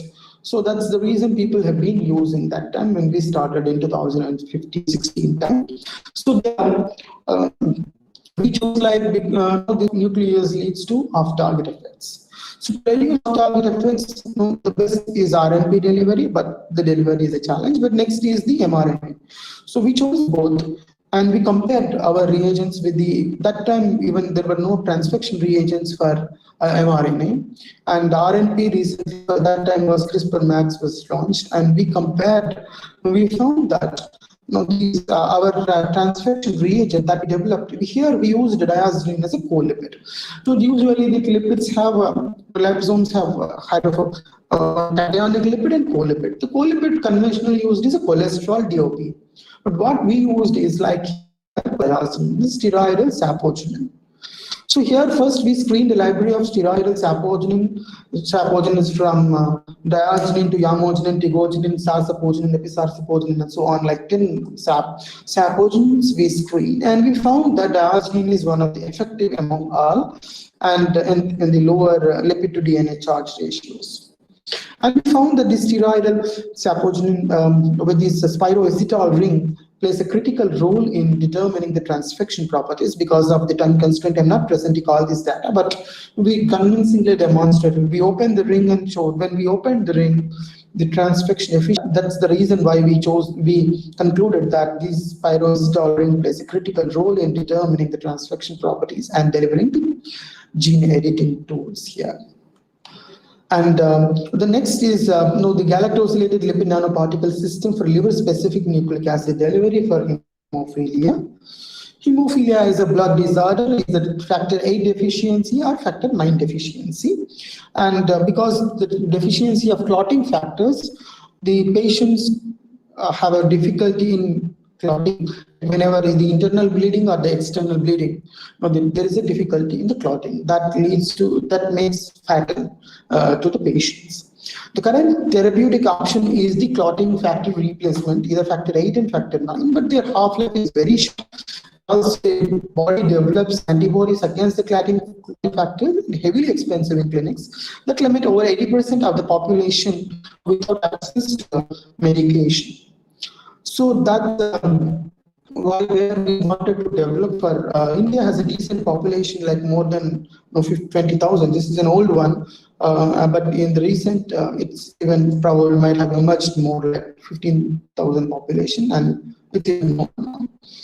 So to develop an alternative strategy that we wanted a nucleic acid therapy, whether it's a gene therapy or mRNA therapy, that's we wanted, because these clotting factors are secreted in the hepatocytes. So the hepatocytes and deliver the functional plasmid, whether it's a factor 8 or factor 9, or functional mRNA is a factor 8 or factor 9.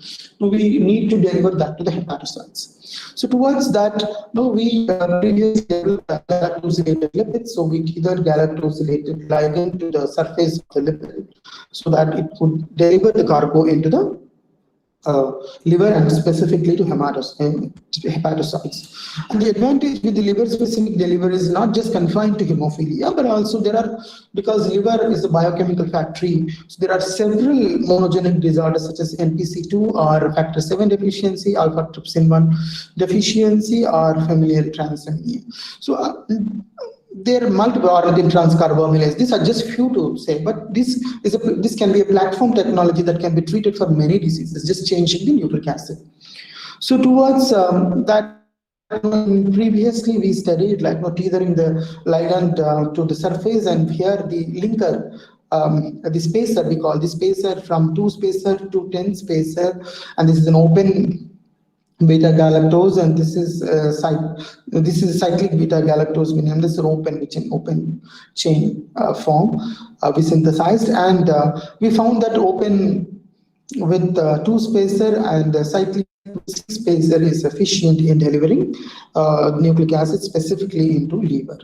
So the similar strategy was adopted by Alnylam few years later, and they tether galactosamine to the siRNA, and this is called futiserone. This 81 to regulate the coagulation cascade, to balance the coagulation cascade.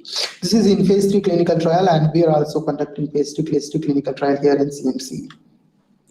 The therapeutic strategy here is that not only just with the pDNA, but also with mRNA, and also we are expanding that to siRNA also.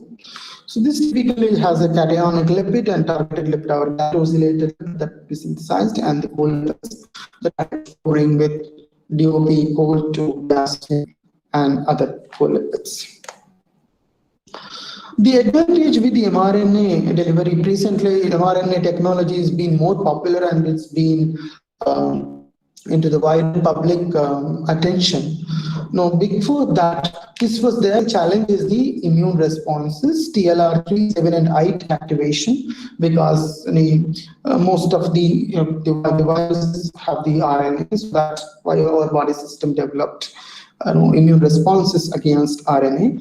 So these RNAs, first Katalin Koreka, that the biotech vice president, showed that the chemical modifications, natural chemical modifications on mRNA can inhibit the immune responses, and also increase the translation efficiency. And absence of beta-N glycosidic bond makes this is more stable, mRNA more stable.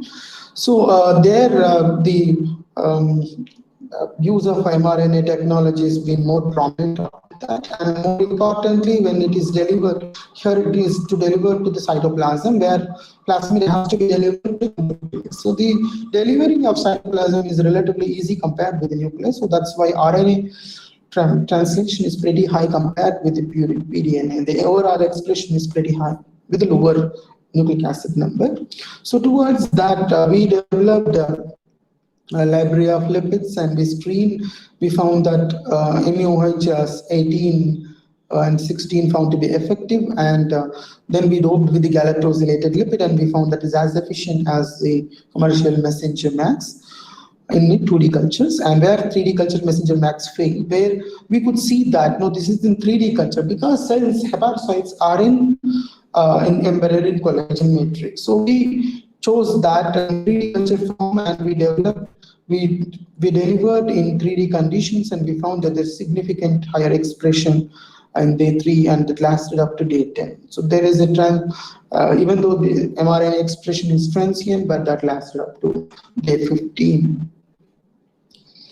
And the next is the lyophilization. Here, nucleic acids when we use for in vitro in smaller quantities, but in higher quantities, like and for in vivo injections, we cannot, the electrostatic complexation get aggregated. So towards that, what we did is that we did complexation in the lower volumes, and then lyophilized, and then reconstituted to the injectable volumes. And the advantage is also that when we make a clinical product and make it as a lyophilized form, the transportation becomes very easy. Injection. So, and even the lyophilization, we check the physicochemical characterizations. Lyophilization helped actually to reduce the polydispersity index and the size, and the surface potentials remain unchanged. When we used luciferase as a reporter gene, and when we injected tailwheel complexed with the nanoparticles, our nanoparticles, and injected tailwheel, we could see specific expression in the liver where with the targeted lipid nanoparticles, whereas with the non-targeted, we could see the expression in lung and spleen as well. So we also changed the concentrations, and we found that changing the concentration increased the luminescence relative.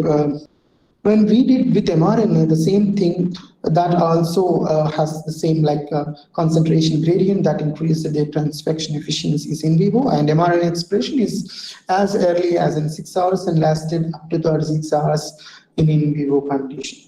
So there also we used whether we could re-inject this, because the critical challenge of the viral vectors is the re-administration. So when we re-injected, the transfection efficiency remained same intact. There is no effect of the re-administration. That means we can re-inject to many times, like a number of times we can.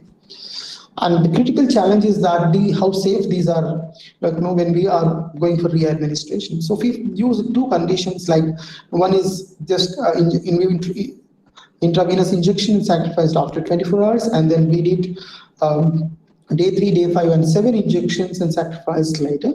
So just to know that how toxicity, usually we don't inject every alternative day any nucleic acids, at least the minimum gap is 21 days. But just to know, because the mouse half-life is less, so to know the effect, how safe these are, we injected every alternative day. And the body weights, we found there is no significant change in the body weights nor in the spleen weights. Particularly for targeted lipid, there is no change. It's absolutely normal as the controls, whereas non-targeted could see some increase in the spleen because they are translocating into distributing into the spleen. That could be one reason the inflammatory responses are a bit higher. Critical is that how liver and kidney, that should not be affected because these are the major organs. So we looked at AST, ALT levels and total protein, and also the creatinine for kidney function test. We found absolutely normal even after multiple administrations. There is no significant change. And whether there is any cytokines term, we looked at multiple serum cytokines, pro-inflammatory cytokines such as TNF-alpha, FN, 1-alpha, 1-beta, IL-17, 23, this IL-17 axis, and also IL-6, which is highly upregulated now in SARS-CoV-2 condition, and MCP-1. So there is no change in the cytokine profiles with the administration of our lipid nanoparticle systems. So that means these are pretty safe, these nanoparticles, and this can be re-administered multiple times. So overall, in summary, we developed this galactosylated lipid nanoparticle system for delivery PDN and mRNA, and optimized lipid nanoparticle complex for in vivo optimization applications. This can be re-administered and found to be safe. Now we are the preclinical studies are going on hemophilia A and B. So we are extensively working on mRNA-based therapeutics now in our lab, and now there is one example which I have shown is the protein replacement therapy for hemophilia, that with PDN and mRNA, and we are also we have developed a vaccine for SARS-CoV-2. We've successfully tested in preclinical models, and now we are in the filing in the regulatory affairs and going for clinical trials with the suitable partners that we are looking for now. And the gene editing part comes like SARS, not only for the blood hemophilia, but also for blood disorders like beta thalassemia, sickle cell anemia, which are major genetic diseases in India, and particularly in tribes and rural population. So that we are working on close collaboration with Sarvanabhavan Tangavel and Mohan Kumar Murugesan here in gene editing part with mRNA, and also CAR T cell therapy for cancer. It is a very efficient therapy for cancer, but the critical challenge is that we could overcome with the mRNA with the tuned expression that we are closely collaborated with Sunil Martin to develop CAR-T mRNA, and we could develop CAR-T mRNA and that in the preclinical testing now. And we are expanding our horizons to antibody therapeutics, also iPSC generations, because iPSC we can do epigenetic reminiscent free iPSCs, so there won't be any footprint free iPSCs that we call. So we are using our lipid nanoparticle technology to for diversified medical applications. I sincerely thank my PhD supervisor Arabinda Chaudhary, Rajuda, Barjagopal Bag sir, who is my co-guide, and Professor Sachdeva, Professor Arun, and Professor Paishan. They are very helpful in various phases of my research. And my INSTEM colleagues and CSCR colleagues here, we are closely collaborating with Sarvana and Mohan here. And also my core facilities help me in most of these day-to-day experimental, maintaining the instruments and experimental help. And funding agencies, DST, BIRAC, DBT, and core I got good funding from these people, these funding agencies, and not but the least, credit goes to my students who helped day and night to get these work done. Gokul, Potli, Ajay, Arun, Ayog, and all these are, in particularly in the pandemic time, they made this COVID vaccine work possible. And with this, I conclude my talk and thank you, organizers, for giving me this opportunity, and happy to take questions if any. Thank you. Thank you very much, Dr. Marepally, for the wonderful talk you have delivered. Yes. It's really, really, heartening to know that you have been carrying out such, extraordinary, I would say, extraordinary work, in a very humble manner. I'm really very pleased. I think audience will be also very pleased, and then we should thank Chirantan Rasayan Sanastha for inviting you, for awarding you. I think you deserve for this award. Thank you, and congratulations. Thank you, sir. Would you mind, I don't know, Projada, should I take a couple of questions from the audience, or if there is? I think we are running short of time. Okay, We are running late. Fine. So maybe some other time, maybe at the end we can address. But That's now I think we have to move ahead. So Srujan, please, please stop your presentation so that we can display. Okay, sir, sure. Okay, thank you, Dr. Marepally, for your wonderful speech. Thank you. I also would like to thank the chairperson for chairing this session wonderfully. Now, I would like to request the chairperson of this session and the president of CRS to felicitate Dr. Srujan Marepally. So, please.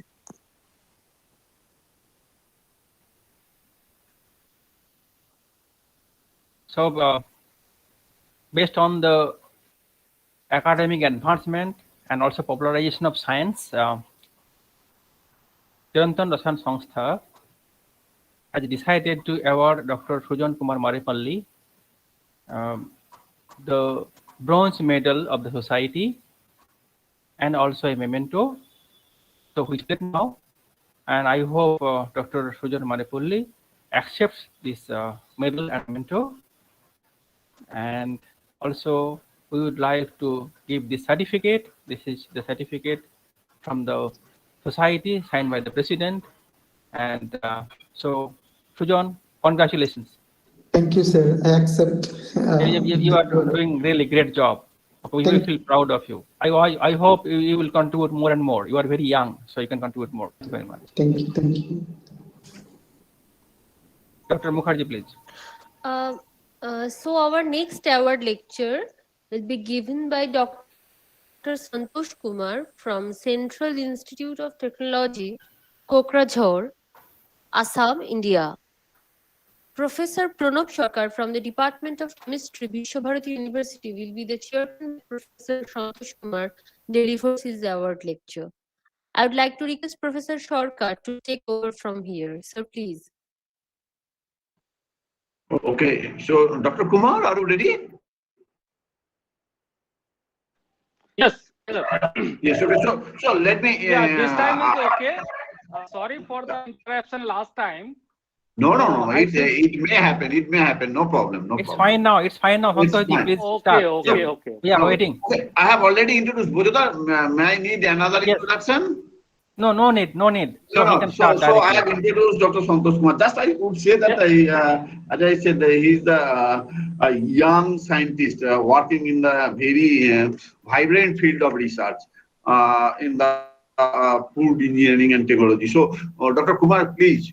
Thank you, Professor Sarkar. Thank you.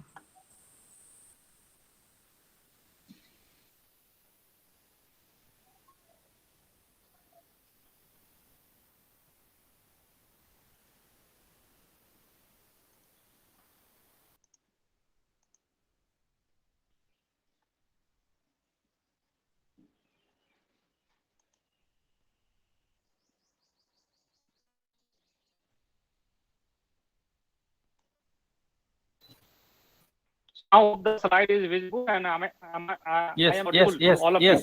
It's clear.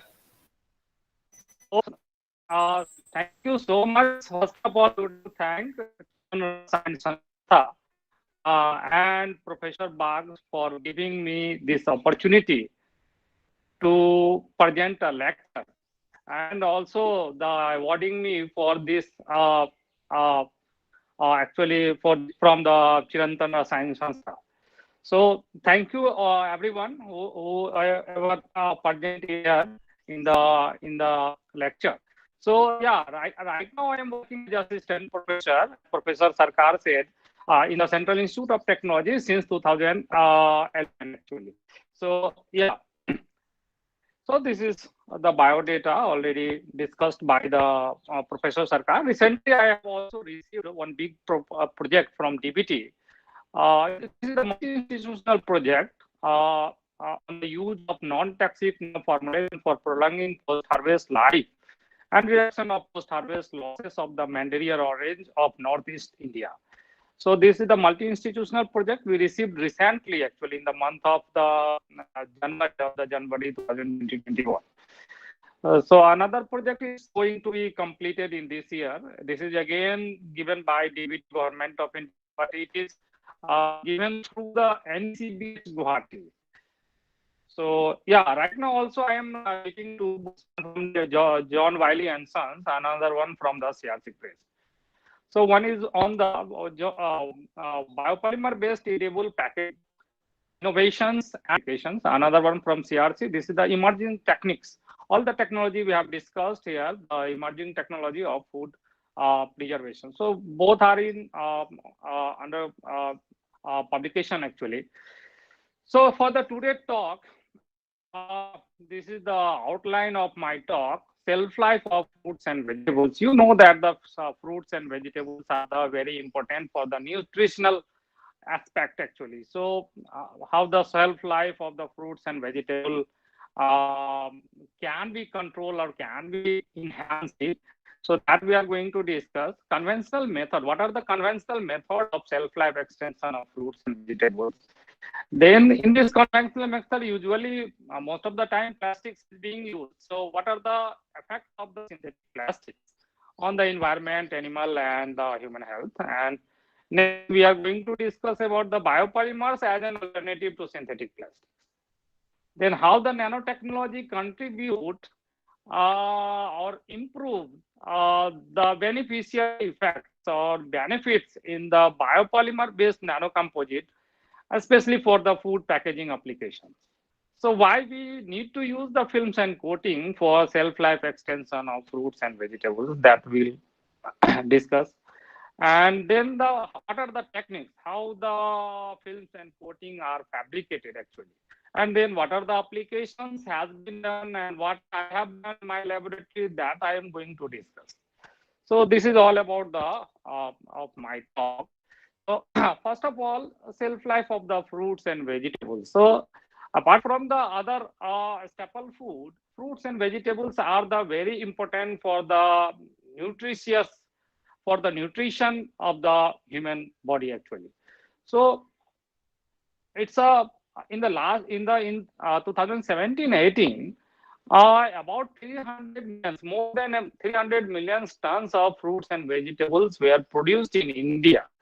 Out of that, actually, the post-harvest losses due to various reasons, there are huge post-harvest losses, which is actually quantify about the 30 to 35. So that's why we have focusing on the how to improve the shelf life of the fruits and vegetables. So you know that this horticultural commodity that fresh produce have the very short shelf life. What are the reasons behind that? Main reason are that even after harvesting from the plant, the fruits and vegetables continuously respire and transpire. So there is a continuous respiration and transpiration takes place in the fruits and vegetables. So that continuously there is a moisture loss takes place. For the due to respiration, there is a gaseous exchange takes place, enzymatic oxidation occurs, and the senescence occurs. As well as other than that, the ethylene production means the ripening of the fruits and vegetables and the microbial spoilage, another causative agent for the less shelf life of the fruits and vegetables. So we need to improve these shelf life of fruits and vegetables to keep fresh for the longer period of time, so that it can be easily transported or it can be stored for a longer duration of time. Conventional methods that used for the extension of shelf life is the coating. There is a wax coating. So paraffin wax is coated on the surface of the food. You know that the paraffin wax is the petroleum-based wax, which is very harmful. So if you see some fruits are very shiny, available in the market, definitely it is coated with some waxy material actually. So that if the wax is not means natural wax or plant-based wax, then it's actually very harmful for the human health. You know that the hydrocarbons, petroleum-based hydrocarbons is very adverse effect on the human health. Also, the polyethylene package or another plastics package is being used to improve the shelf life of the fruits and vegetables. So that waxes and the synthetic plastics have very adverse effect on the environment, animal and human health. We can see whenever we go to the riverside and the oceans, you can see this kind of the plastics have been thrown, and it's full of plastics into the water body. It is believed that in 2050 there will be amount of the plastics in the oceans will be more than the amount of the fish present into the oceans actually. So therefore, for example, these plastics adversely affect the animal health also. You can see this turtle becomes the poster boy for the plastics pollution actually. So that straw is injected inside the nostril of this. It was found in near the oceans. So everywhere there is a plastics. Ultimately, one place it is found that inside the intestine of the fish, there was microplastics were present actually. So that everywhere we can see the plastics and their another forms, means smaller forms of the plastics like microplastics and nanoplastics is found, and that fish we ultimately consuming. So it's ultimately we are also getting that plastics. For one example, how human being is affected with these plastics, we can see there is a research paper recently published. The plastics tea bag releases billion of microplastics and nanoplastics in tea. Actually, there is some tea bag is made from the plastics. In the European country, I saw that many places the tea bag, rather than the paper-based or sachet, there is plastics-based tea bags. That tea bags, in a research, they use that tea bags in a cup of water that is warm at 95 degrees C. And they brewed the tea bag only for 5 minutes. And then after that, they studied that water and they saw that it's seen that there are more than 11 billions of the microplastics and more than 3 billions of the nanoplastics were present in a cup of the actually tea. So in several ways we are actually affecting with the plastics and the different forms of plastic actually. So what is the alternative of that plastics that can be used for the food packaging applications or preservation applications? So biopolymer or bioplastics as an can be used as an alternative for these synthetic plastics, because these plastics are biodegradable in nature. It's present in abundantly available into the nature actually. That can be obtained from the different plants, different animals, different also can produced by the microbial. It can be synthesized by the microorganism by using the microorganism or obtained from the microorganism. So these are the renewable material or sustainable material that is this material is also biocompatible with the food materials actually. So that biopolymers can also be used as a carrier for the different types of the functional material which can enhance the shelf life and the another properties of the fruits and vegetables. So this is the advantage of this biopolymer which can be used for the food packaging applications. If we see the lifespan of the synthetic plastics versus bioplastics, the synthetic plastics takes at least 20 years to 500, more than 500 years to degrade into the soil or even into the water actually. So in place of that, you can see the plastics bag, which is the polyethylene bag, it takes at least 20 years to degrade. A plastic PET bottle, polyethylene terephthalate bottle, it takes 450 years to degrade. Whereas if we make these type of the container, which is now already a few of the containers are already in the market, and that has a very less lifespan. It can degrade easily into the soil, and it takes only few weeks to few months to degrade it. So, as for example, PLA takes only polylactic acid takes only 3 to 6 months to degrade. So what are the different classes of the biopolymers? Biopolymers, this is the naturally obtained polymers, naturally present or obtained polymers, which can be derived from the biomass or which can be synthesized from the monomers, bio-derived monomers. So that biopolymers can be of the plant origin, animal origin, and microbial origin. Again, the plant origin biopolymers can be classified as polysaccharides, protein, lipids. So out of these biopolymers have the great potential to use as a food packaging material. Few of them, as for examples, the chitosan, which can be obtained from the crustaceans or fish-based by deacetylation process. So that abundantly available and very cheap source, we can from the waste material we can produce chitosan, and that can be used as a biopolymer for the shelf life extension of for the coatings and for the preparation of films for the food packaging applications. Also some protein like gene protein is the best suitable material for the coatings of the fruits and vegetables. The plant-based carnauba wax that can easily replace the paraffin wax which is coated onto the fruits and vegetables. So that different kinds of the materials, some of the biopolymers is also obtained from the microorganism.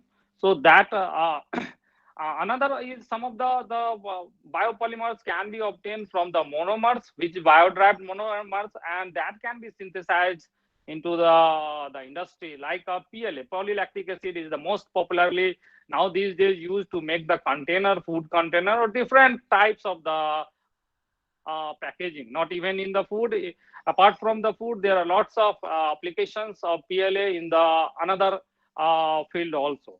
So that PLA is obtained from the raw material like sugar, cheap source of sugar, and that is fermented from the sugar to lactic acid, and then it's polymerization to get polylactic acid. So these type of the material that can be used to prepare the films and coating. So if you see the life cycle of the biopolymers, it's a completely recyclable and completely there is a zero waste for this kind of the plastics. We can see this the bioplastics. Corn starch is also used to make the corn starches, and also used to make the PLA. Even the potato is used to make the starch and PLA. The crustacean waste is used to make the chitosan and another. The molasses, the molasses, and also the husk of the plants and the bagaces of the sugar cane is used to make the different films and coatings for the food packaging application.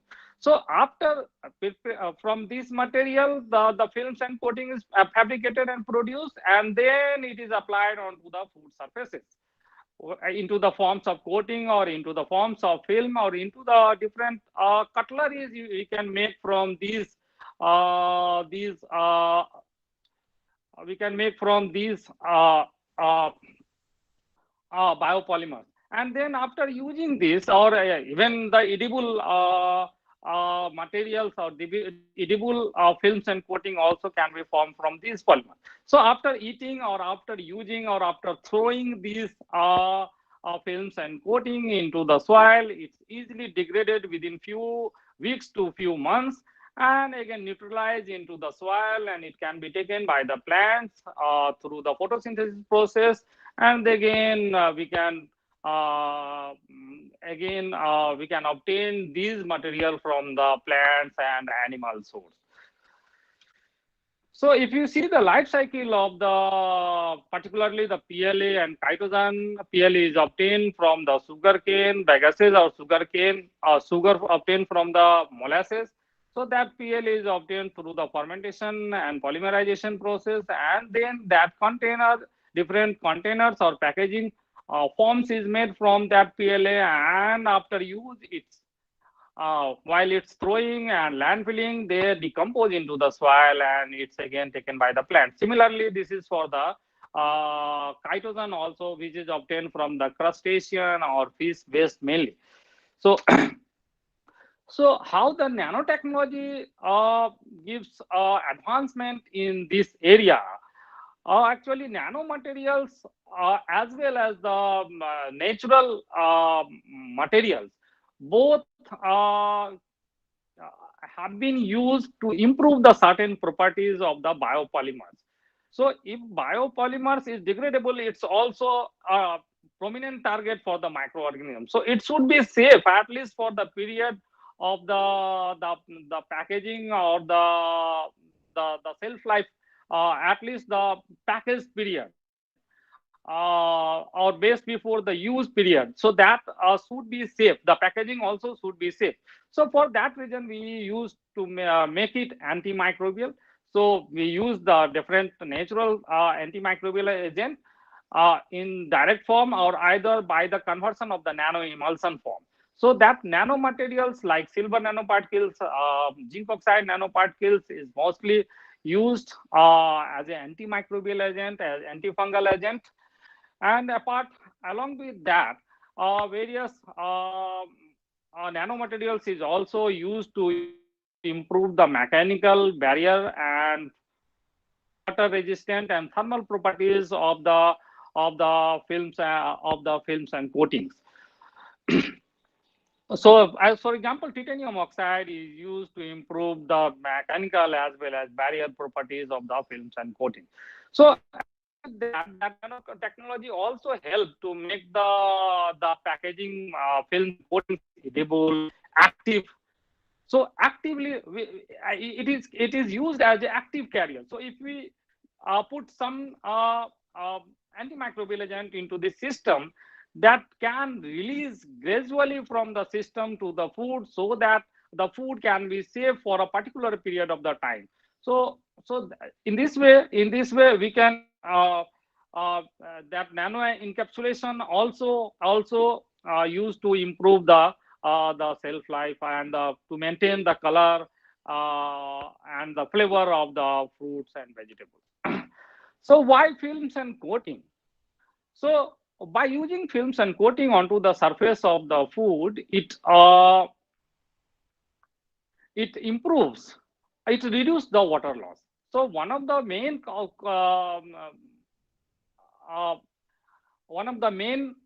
factor that affect the shelf life of the fruits and vegetables is the loss of water. It's so by coating, we can reduce the loss of water, we can reduce the gas diffusion, we can improve the appearance, or we can input some additives into the films and coating, and that can maintain the quality of the fruits and vegetables.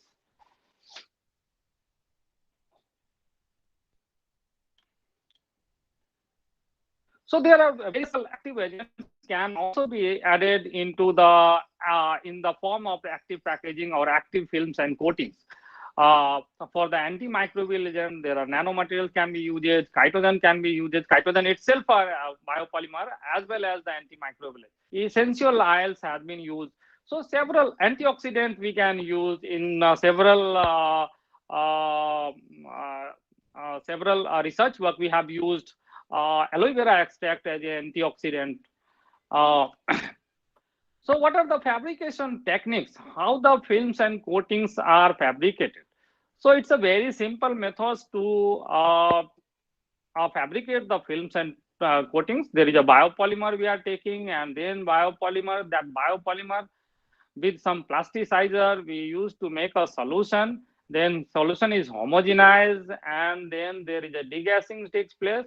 And after that, for the film fabrication, after that, for the film fabrication, there is a casting method is done to fabricate the film, solution casting method. So casting is done onto the plain surface, and then there is a drying and then detaching of the film, and then the film is obtained, which can be used to wrapping of the fruits and vegetables.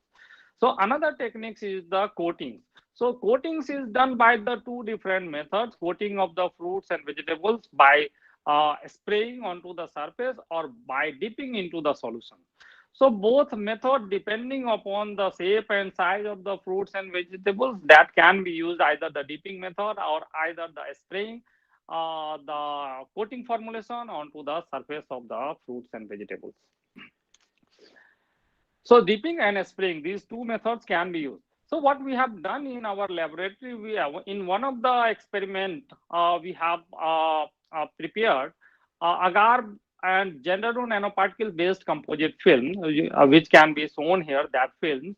And we have wrapped the fruits and vegetable grape, actually green grapes, with this film, and saw that with 4% of the weight by weight of the films containing 4% of the gender nanoparticles shows very good shelf life at the ambient condition, even after 9 days of the storage. So you can see here that paper we have already published in Halion journal. In another experiment, we have used the chitosan gelatin or silver nanoparticle based composite films, and that we have tried to enhance the shelf life of the brown grapes. And in this case, we have concentration of the silver nanoparticles we have increased, and we found that the film as effective even at we have elevated temperature at 37 degrees C for the 14 days actually. So the shelf life is extended from a week at this temperature to 2 weeks actually. So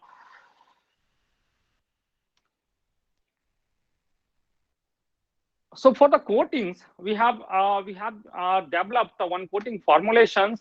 This work is almost finished, and we are going to submit this paper. So here the chitosan, aloe vera, and nanoparticles based coatings formulation we have developed. First of all, zinc oxide nanoparticles we have make a dispersion. And then aloe vera, we have made from the aloe vera, we have made the aloe vera gel, and from the chitosan, we have made the chitosan solution. And all the three solution we have mixed in a particular proportion. And then that the coating formulations is prepared. And that coating formulation we have used to spread over the surface of the pineapple fruits, whole pineapple fruits, and we have tested the change in quality of the pineapple fruits, and we saw that even after 15 days, the coated fruits, the internal tissue firmness and the appearance was good. Also, other parameter was also excellent compared to the non-coated one. In the another experiment, we have used carnauba or silac wax along with the aloe vera and neem seed oil. Here we have used the aloe vera as antioxidant and neem seed oil as antifungal agent. And we saw that that work is going on, and we saw that it's very effective actually to extend the shelf life or to maintain the quality of the orange. So summary of my talk. So a fresh produce or perishable commodity requires packaging or coatings. Conventional plastics or waxes are major environmental and health concern, so that we should be replaced. So biopolymer based nanocomposites are environmentally friendly alternatives. Biopolymers such as chitosan, agar, carnauba wax, etc. are emerging natural materials that can be used for the food packaging applications. So nanocomposite films and coatings are effective in enhancing the shelf life of fruits and vegetables. So these are the few papers, review papers we have recently published. One was the chitosan-based nanocomposite films and coating, emerging antimicrobial food packaging alternatives. Another was the plant extract mediated. I actually did lots of work on the plant green synthesis of the silver nanoparticle using the plant extract. So that we have published recently, plant extract mediated silver nanoparticles and their application as antimicrobials and in sustainable food packaging, a state-of-art review. Another papers we have published in 2020 in critical review in food science and nutrition, that biopolymer-based nanocomposite films and coating, recent advances in shelf life improvement of fruits and. So I would like to thank the collaborators and funding agencies. I would like to thank Department of Biotechnology for giving student research fund, and also the NECBH. I also would like to thank Department of Biotechnology for awarding me with the Biotechnology Overseas Associate Award. And to evolve that award, I went to Sweden for 1 year and I did my postdoctoral research at KTH Royal Institute of Technology. So my collaborator is Professor Joydeep Datta, KTH Sweden, Professor Bimal Katiyar, IIT Guwahati, Dr. Surti Shukla, TERI, New Delhi, Dr. Dipankar Halda, who is also my PhD guide from Jadavpur University, Kolkata, and Dr. Madhu Kamble, Neris, Itanagar. So thank you for your attention. If there is any questions, and once again, thank you for giving me this opportunity to deliver a talk on this topic. Thank you, Professor Bag. Thank you, sir. Thank you very much. Yeah, I think Santosh ji, perhaps you can close your presentation.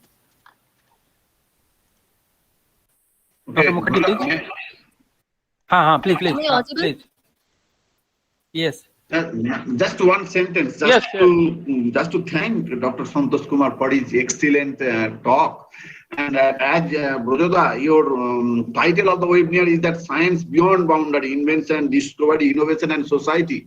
And Dr. Kumar's lecture is close to the heart of the society, that we are consuming fruits and vegetables so much and how to increase the shelf life of the fruits and vegetables. Excellent talk, Dr. Kumar.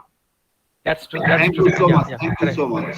Thank you so much, sir. Okay. Thank you so much for your appreciation. Now, I would like to request the chairperson of this session and the president of CRS to felicitate Dr. Santosh Kumar. Sir, please.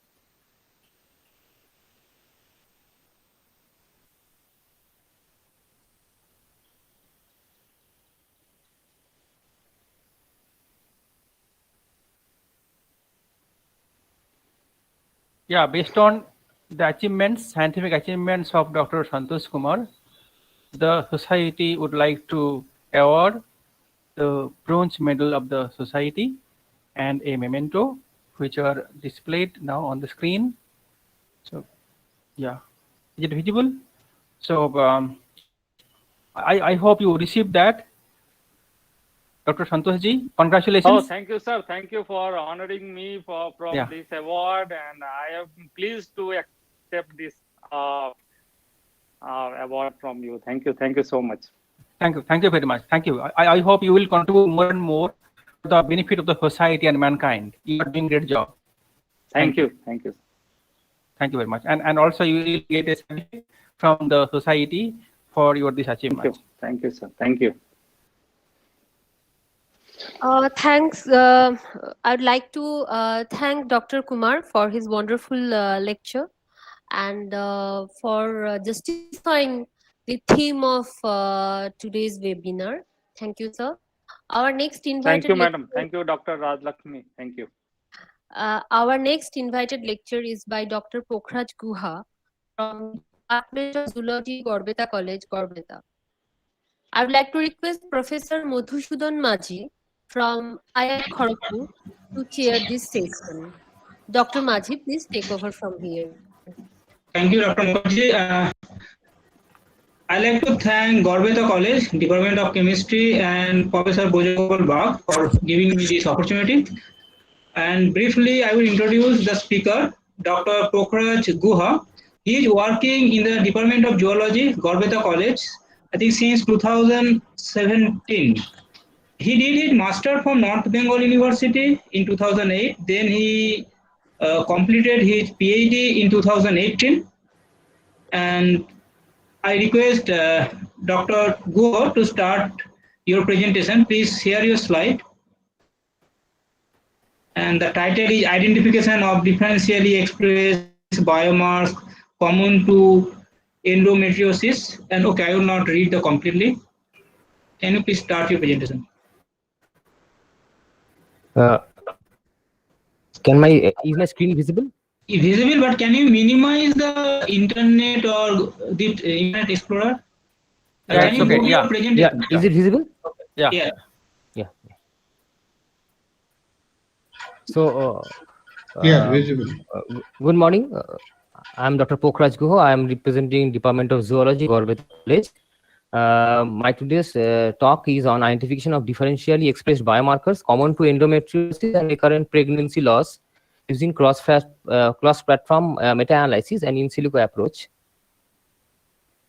But first of all, I would like to express my gratefulness to Professor Subroto Kumar De, Chief Guest of today's webinar, Professor Bojagopal Bagh, convener RASAYAN 8, and the whole team of CRS for allowing us this, giving us this opportunity to associate with them and do this great job and arrange for such a galaxy of scientists from which we can learn a lot. I would like to thank Professor Prasat Sarkar, Principal Sir, for giving me this opportunity, and Professor Madhusudan Majhi, Chairperson of this session.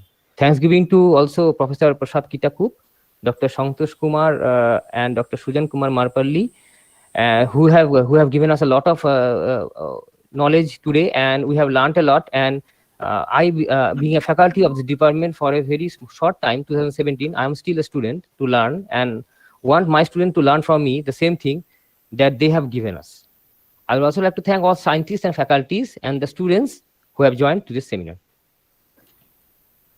Now, always environment is the mother environment is everything we get from our birth. But we human pollute it and make certain problems that comes from the environment, and those problems can affect our health, and those health problems can really give rise to the different social issues. One such issue is the infertility, and believe me, in today's world also, to the modern world also, rural women are still suffering from harassment due to infertility. And that's where we, the students of science, learn to find out some solutions or give some contributions in this field. In this COVID pandemic situation, we have gone through literature surveys and seen that endometriosis and recurrent pregnancy loss, these two diseases, are very much troublesome and has caused a lot of problems to the reproductive women of the reproductive age. There is some noise, sir. Please check. The noise is because of the RASAYAN is switch on. Professor Bagh, would you mute the RASAYAN that account? Can you please? Yeah, please continue. Hello. So from the literature searches, we have assumed that there might be some common genetic markers, potential biomarkers, which can be used for diagnostic purposes of both these diseases together. So these are the two diseases we have taken into account: endometriosis and recurrent pregnancy loss. Endometriosis is the presence of endometrial tissue outside the uterus. Tissue is morphologically and functionally similar to endometrial tissue, responds to hormone in cyclical manner. These are the endometrial tissue lump that have occurred. Usually this tissue occurs in the uterine wall, but there's theories which regarding the etiologies. One is the Samson theory of menstrual regurgitation, where retrograde menstruation occurs and the endometrial fragments are transported to the peritoneal cavity. This is the peritoneal cavity through the fallopian tube. It's implant and grow there. The Bible says implant and grow there. They can also give rise to inflammation. Other theories involve coelomic metaplasia, lymphatic and vascular metastasis, genetic factors, immunological factors, and inflammation. I'm not going to explain all these because of the shortage of time. The sites of occurrence involve all over the female reproductive system. Everywhere it can occur, and symptoms include all the dysmenorrhea, dyspanuria, and hematuria, infertility, everything, dysuria also. The second disease that we have taken into account is the recurrent pregnancy loss. Recurrent abortion is traditionally defined as 3 or more consecutive miscarriages occurring before 28 weeks. May affect as many as 1 to 2% of women of the reproductive age. There are several risk factors, including maternal age, previous miscarriages, records of previous miscarriages, even if and obesity, and in case of environmental factors, cigarettes like cigarette smoking, caffeine, alcohol consumption, etc. Now, there are several causes of recurrent pregnancy loss, and we can see it is surprising to notice that 40 to 50% of the cases are unexplained. So that is a really point of concern for the scientific community. So we have fixed our objectives to identify the common genes expressed differentially in both the diseases as potential biomarker candidates to detect the presence of underlying network of proteins related to endometriosis and RPL. For this, we have followed this workflow methodology. We have gone for NCBI gene expression omnibus search, dataset search using keywords like endometriosis, RPL, and others. And we have found 5 datasets. Those 5 datasets were subjected to 3 different types of analysis using XAtlas, Network Analyst, and Geo2R, which is available with the Geo website. After getting the up and down regulated genes from the XAtlas and Network Analyst, we overlapped the outputs. The outputs were again compared with the output of the Geo2R, and the sum total of the common genes only were supplied to protein-protein interaction network using String App, and pathway enrichment analysis using Bingo. This is the workflow of XAtlas. This is the workflow of Network Analyst.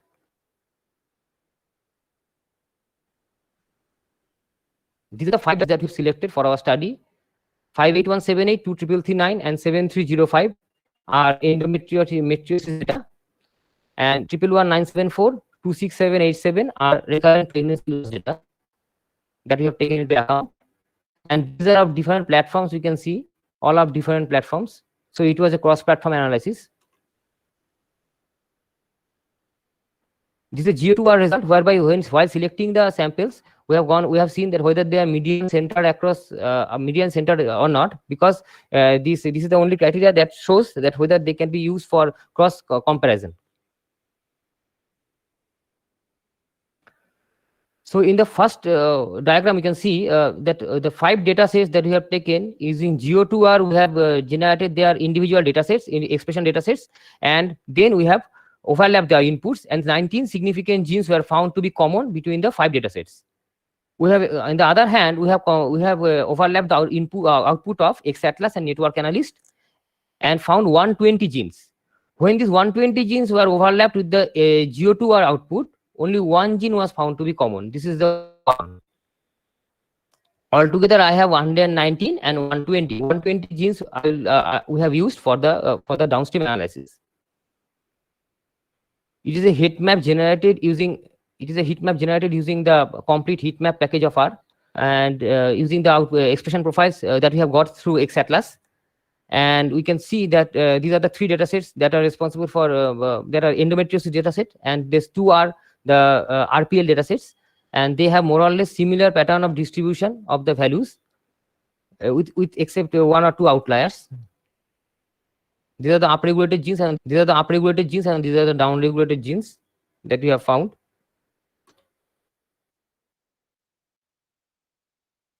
So among the 120 genes that we have that are found to be common, twist2 is the gene that have the highest fold change value. We can see here the highest fold change value, and this twist2 gene is the gene that was found to be common in this one. This is the one, and it is the twist2 gene that has been found to be common among the three softwares. So this gene twist2 or twist family BHLH transcription factor 2 has gained our attention.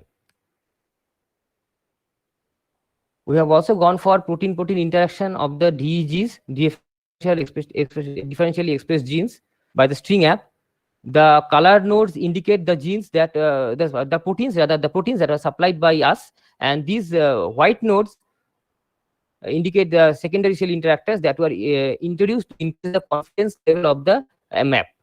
From the network, we can see that there are three proteins: SNRPF, CTNN-B1, and HNRN-PAB. These three have high degree of node values and are essential really in the protein network in the flow of information.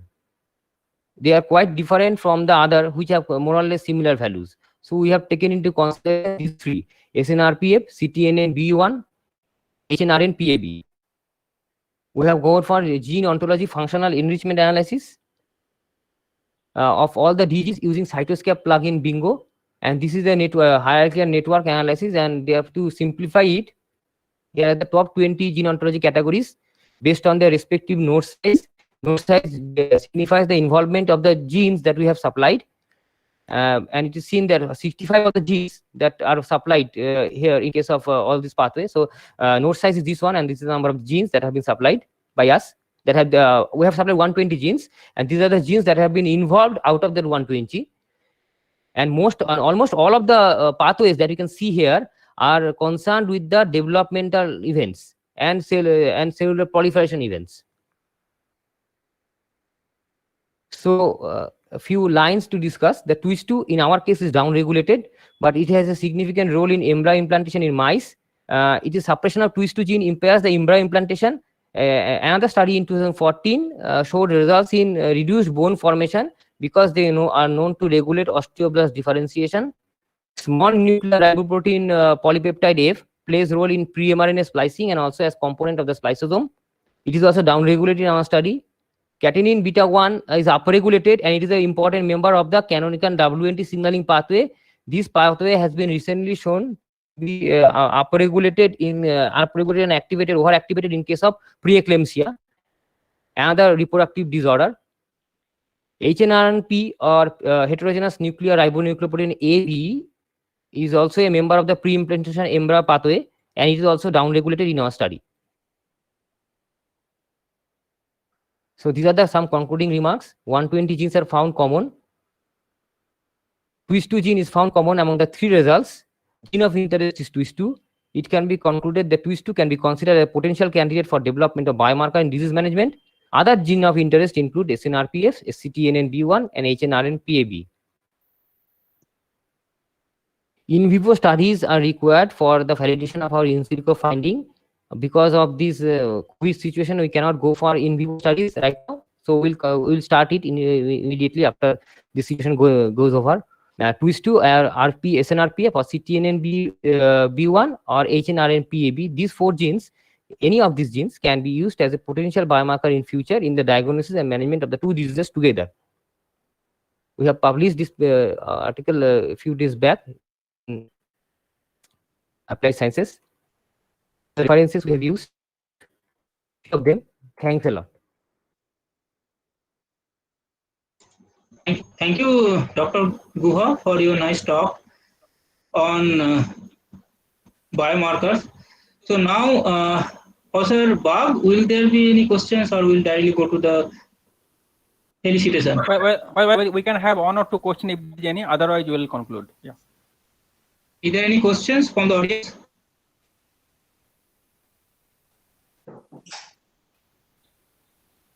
I think. Dr. Abdul, you conduct your research there. or you do in collaboration? Sir, pardon, sir, I couldn't hear, sir. Pardon. How do you Yes, conduct sir. your research in Yes, Gorbeta? actually, we do it in collaboration with Assam, Central Assam University. I have my work with this is a publication, and we are doing it in collaboration with Subodhi Roy Chaudhary, sir. He's from Assam University in Life Science and Bioinformatics. Okay. Thank you. Good. Please carry on. Now I hand over to Dr. Mukherjee. First, I would like to thank Dr. Guha. He is my colleague. And I am thanking you for taking the responsibility of representing Gorbeta College in such an international platform in such a graceful manner. Thank you, Kokrajhar.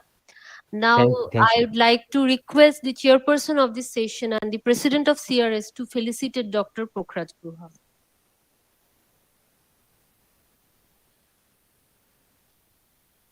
Thank you very much, Dr. Guho, for your excellent presentation and also responding to our invitation to present an invited lecture. We are really grateful to you. You have really, done your job in an excellent way, and you are a very young scientist, highly enthusiastic, and I wish you good luck. He has decided to present a memento, which is now displayed here, and which will be handed over to you soon. I hope you accept it. Thank you, sir. And also, I'm grateful. I'm grateful. Congratulations, Kokrajhar. Thank you, sir. Congratulations. And also a certificate signed by the president also will be handed over to you. Thank you very much. Thank you, sir. Thank you. Thank you, sir. Dr. Mukherjee, please.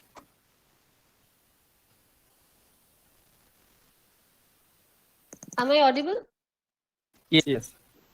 Okay, now we are going to begin our valedictory session, which will be chaired by Dr. Kanchan Bagh, Associate Professor of the Department of Chemistry, Gorbeta College. Over to you, Professor Kanchan Bagh.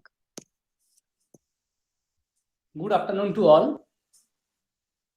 I am very much thankful to the organizer, especially to Prasat Rajagopal Bagh, Convener and President, Chirantan Rasayan Sangstha, Professor Dr. Hariprasad Sarkar, Principal, Gorbeta College, and Dr. Prithvish Kumar Hai, Coordinator, IQAC, Gorbeta College, for selecting me as chairperson for the valedictory session of the international webinar, Science Beyond Boundary, Invention, Discovery, Innovation, and Society.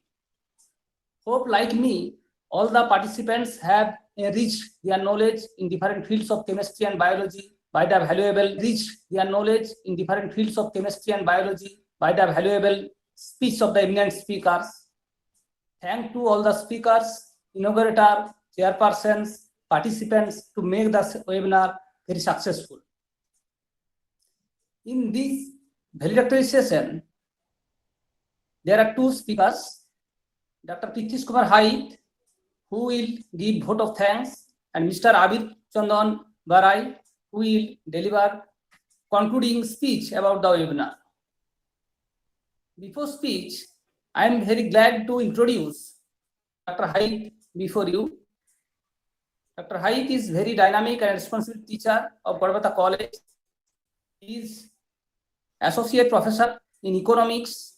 He is Coordinator of Internal Quality Assurance Cells of Gorbeta College. He is Convener and member of different committees of Gorbeta College. Now I request Dr. Hai to give of thanks. Thank you, Dr.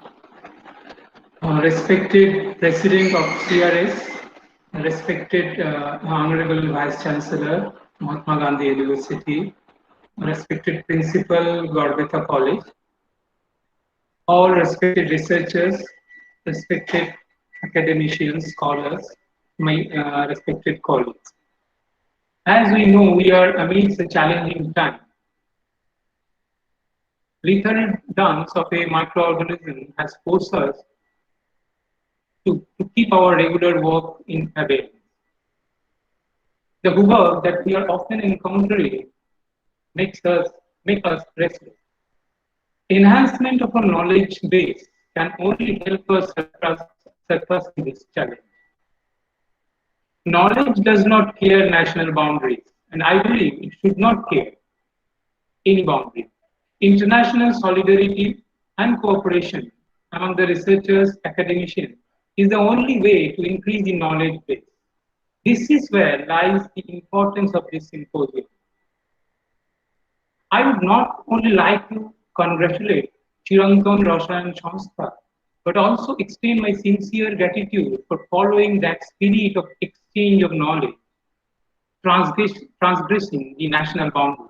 Thanks, Dr. Rajagopal Bag, the convener of this organizing committee. Please allow me to use this opportunity to appreciate the efforts and different works of CRS under the leadership of Professor Bag.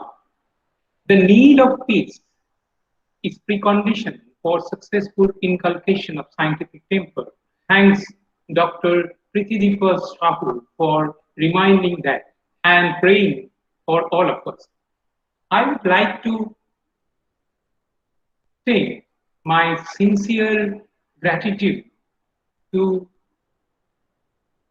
Honorable Vice Chancellor, Mahatma Gandhi University, Professor Subroto Kumar for his inaugural address.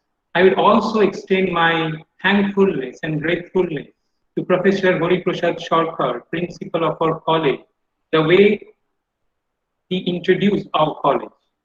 I would extend my sincere gratitude to the speakers, honorable speakers of this symposium, Professor Prasat Kittakoop, who all the way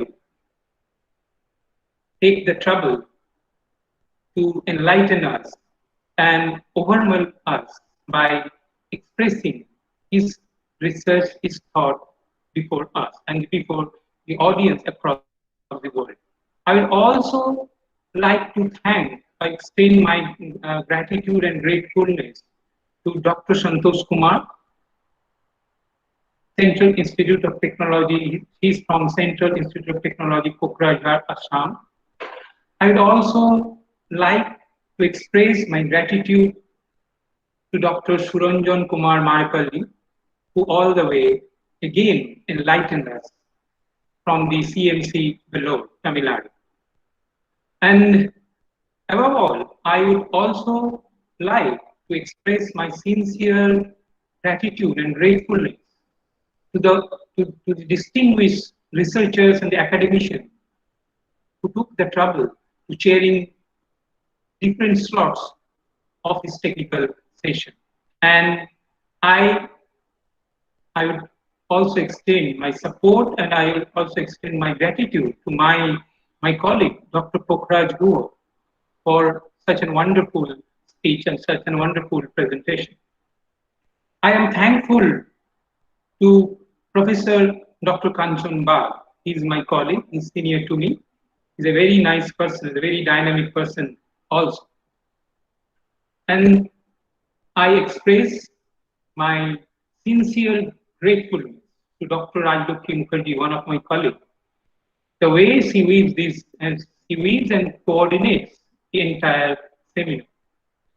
I express again my gratitude to Dr. Shubhankar Sengupta, who took all the trouble without raising any question, without any hesitation. And he broadcasted the entire seminar through YouTube and provided us all the technical support. Again, I am expressing my sincere gratefulness to all the participants, to all the audience across the world. And again, I am grateful to Professor Rajagopal Bag for associating us with such a wonderful symposium. Thank you all. Thanks, Mr. Some persons take part important role to make any event successful, but they remain in backstage.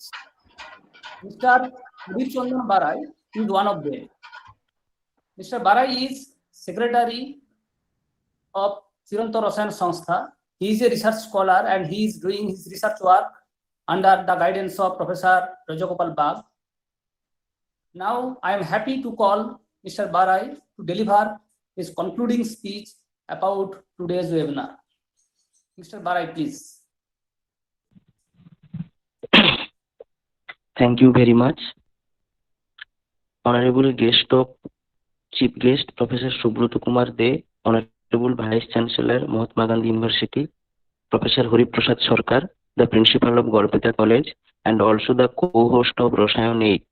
Guest of honor, Professor Sudipto Chakraborty, Principal, Medinipur City College, Professor Prasat P. Joyshankar, Scientist, CSIR, IICB, Kolkata, Honorable former CRS Middle Awardee, present here today as guest to grace the occasion.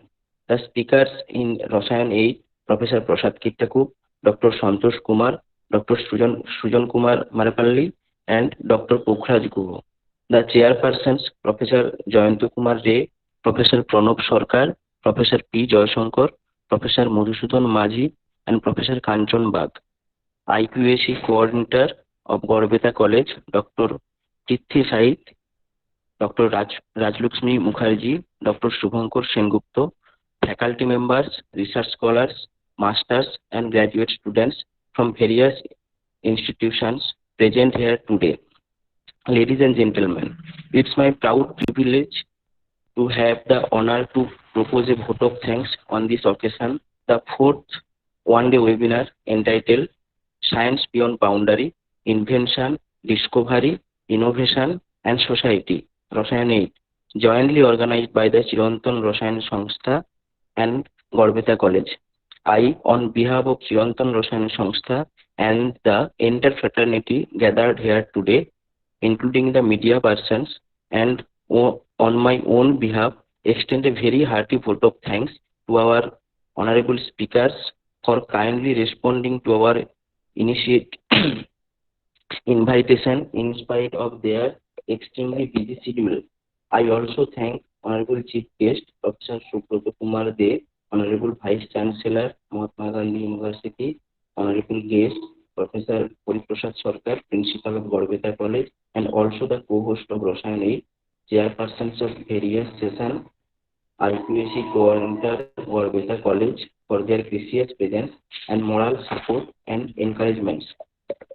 We are thankful to former CRS Medal Awardee to be present in this webinar and for their encouragements. We are also thankful to Garbeta College, who played a very active role and was highly instrumental in organizing this webinar. We are also thankful to all the faculty members, supporting staff, Samol Rana, students and research scholars, media persons to be present here to make this event a success. Last but not the least, we thank the Google Meet platform, YouTube, for providing such an opportunity to assist in this manner. Thank you very much. Thank you. Thank you very much. Excellent. Okay, sir. Thank you so much, Professor Bag. Yeah, thank you very much. It was great. It was excellent. Very Yes, nice sir. coordination amongst you all. Yes, sir. Our team is always working nicely in every occasion. So it's my pleasure. Yeah, It's my pleasure. and it is because of your leadership, sir. Excellent leadership.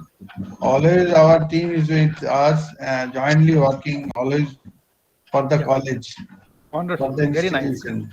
Excellent. So Excellent. thank you again. Thank you, sir, for your for this your great opportunity giving us to join this webinar. Sure. It's our pleasure. It was our pleasure. Yeah. Thank you very much. Sir. Thank you, everybody. Thank you. Thank you. Thank you. Thank you, Professor. Can I go to sleep now? Can I go to Yes, you sleep can. now? Thank you very much. What is the time now there? It's 2:30. Okay, sir. It's 2:30. 2:30. Early morning. Okay. Thank you very much for joining us. Thank you. Thank It you. was indeed great to have you from US. Yeah. Thank you very much. Thank you. And Thank thank you, you all. everybody. Thank you. Thanks, everybody. Thank you, everybody. Thank you. Thank you. Bye. Bye. Thank you so much. Bye. Bye. Bye bye. Thank you, Professor Back. Okay.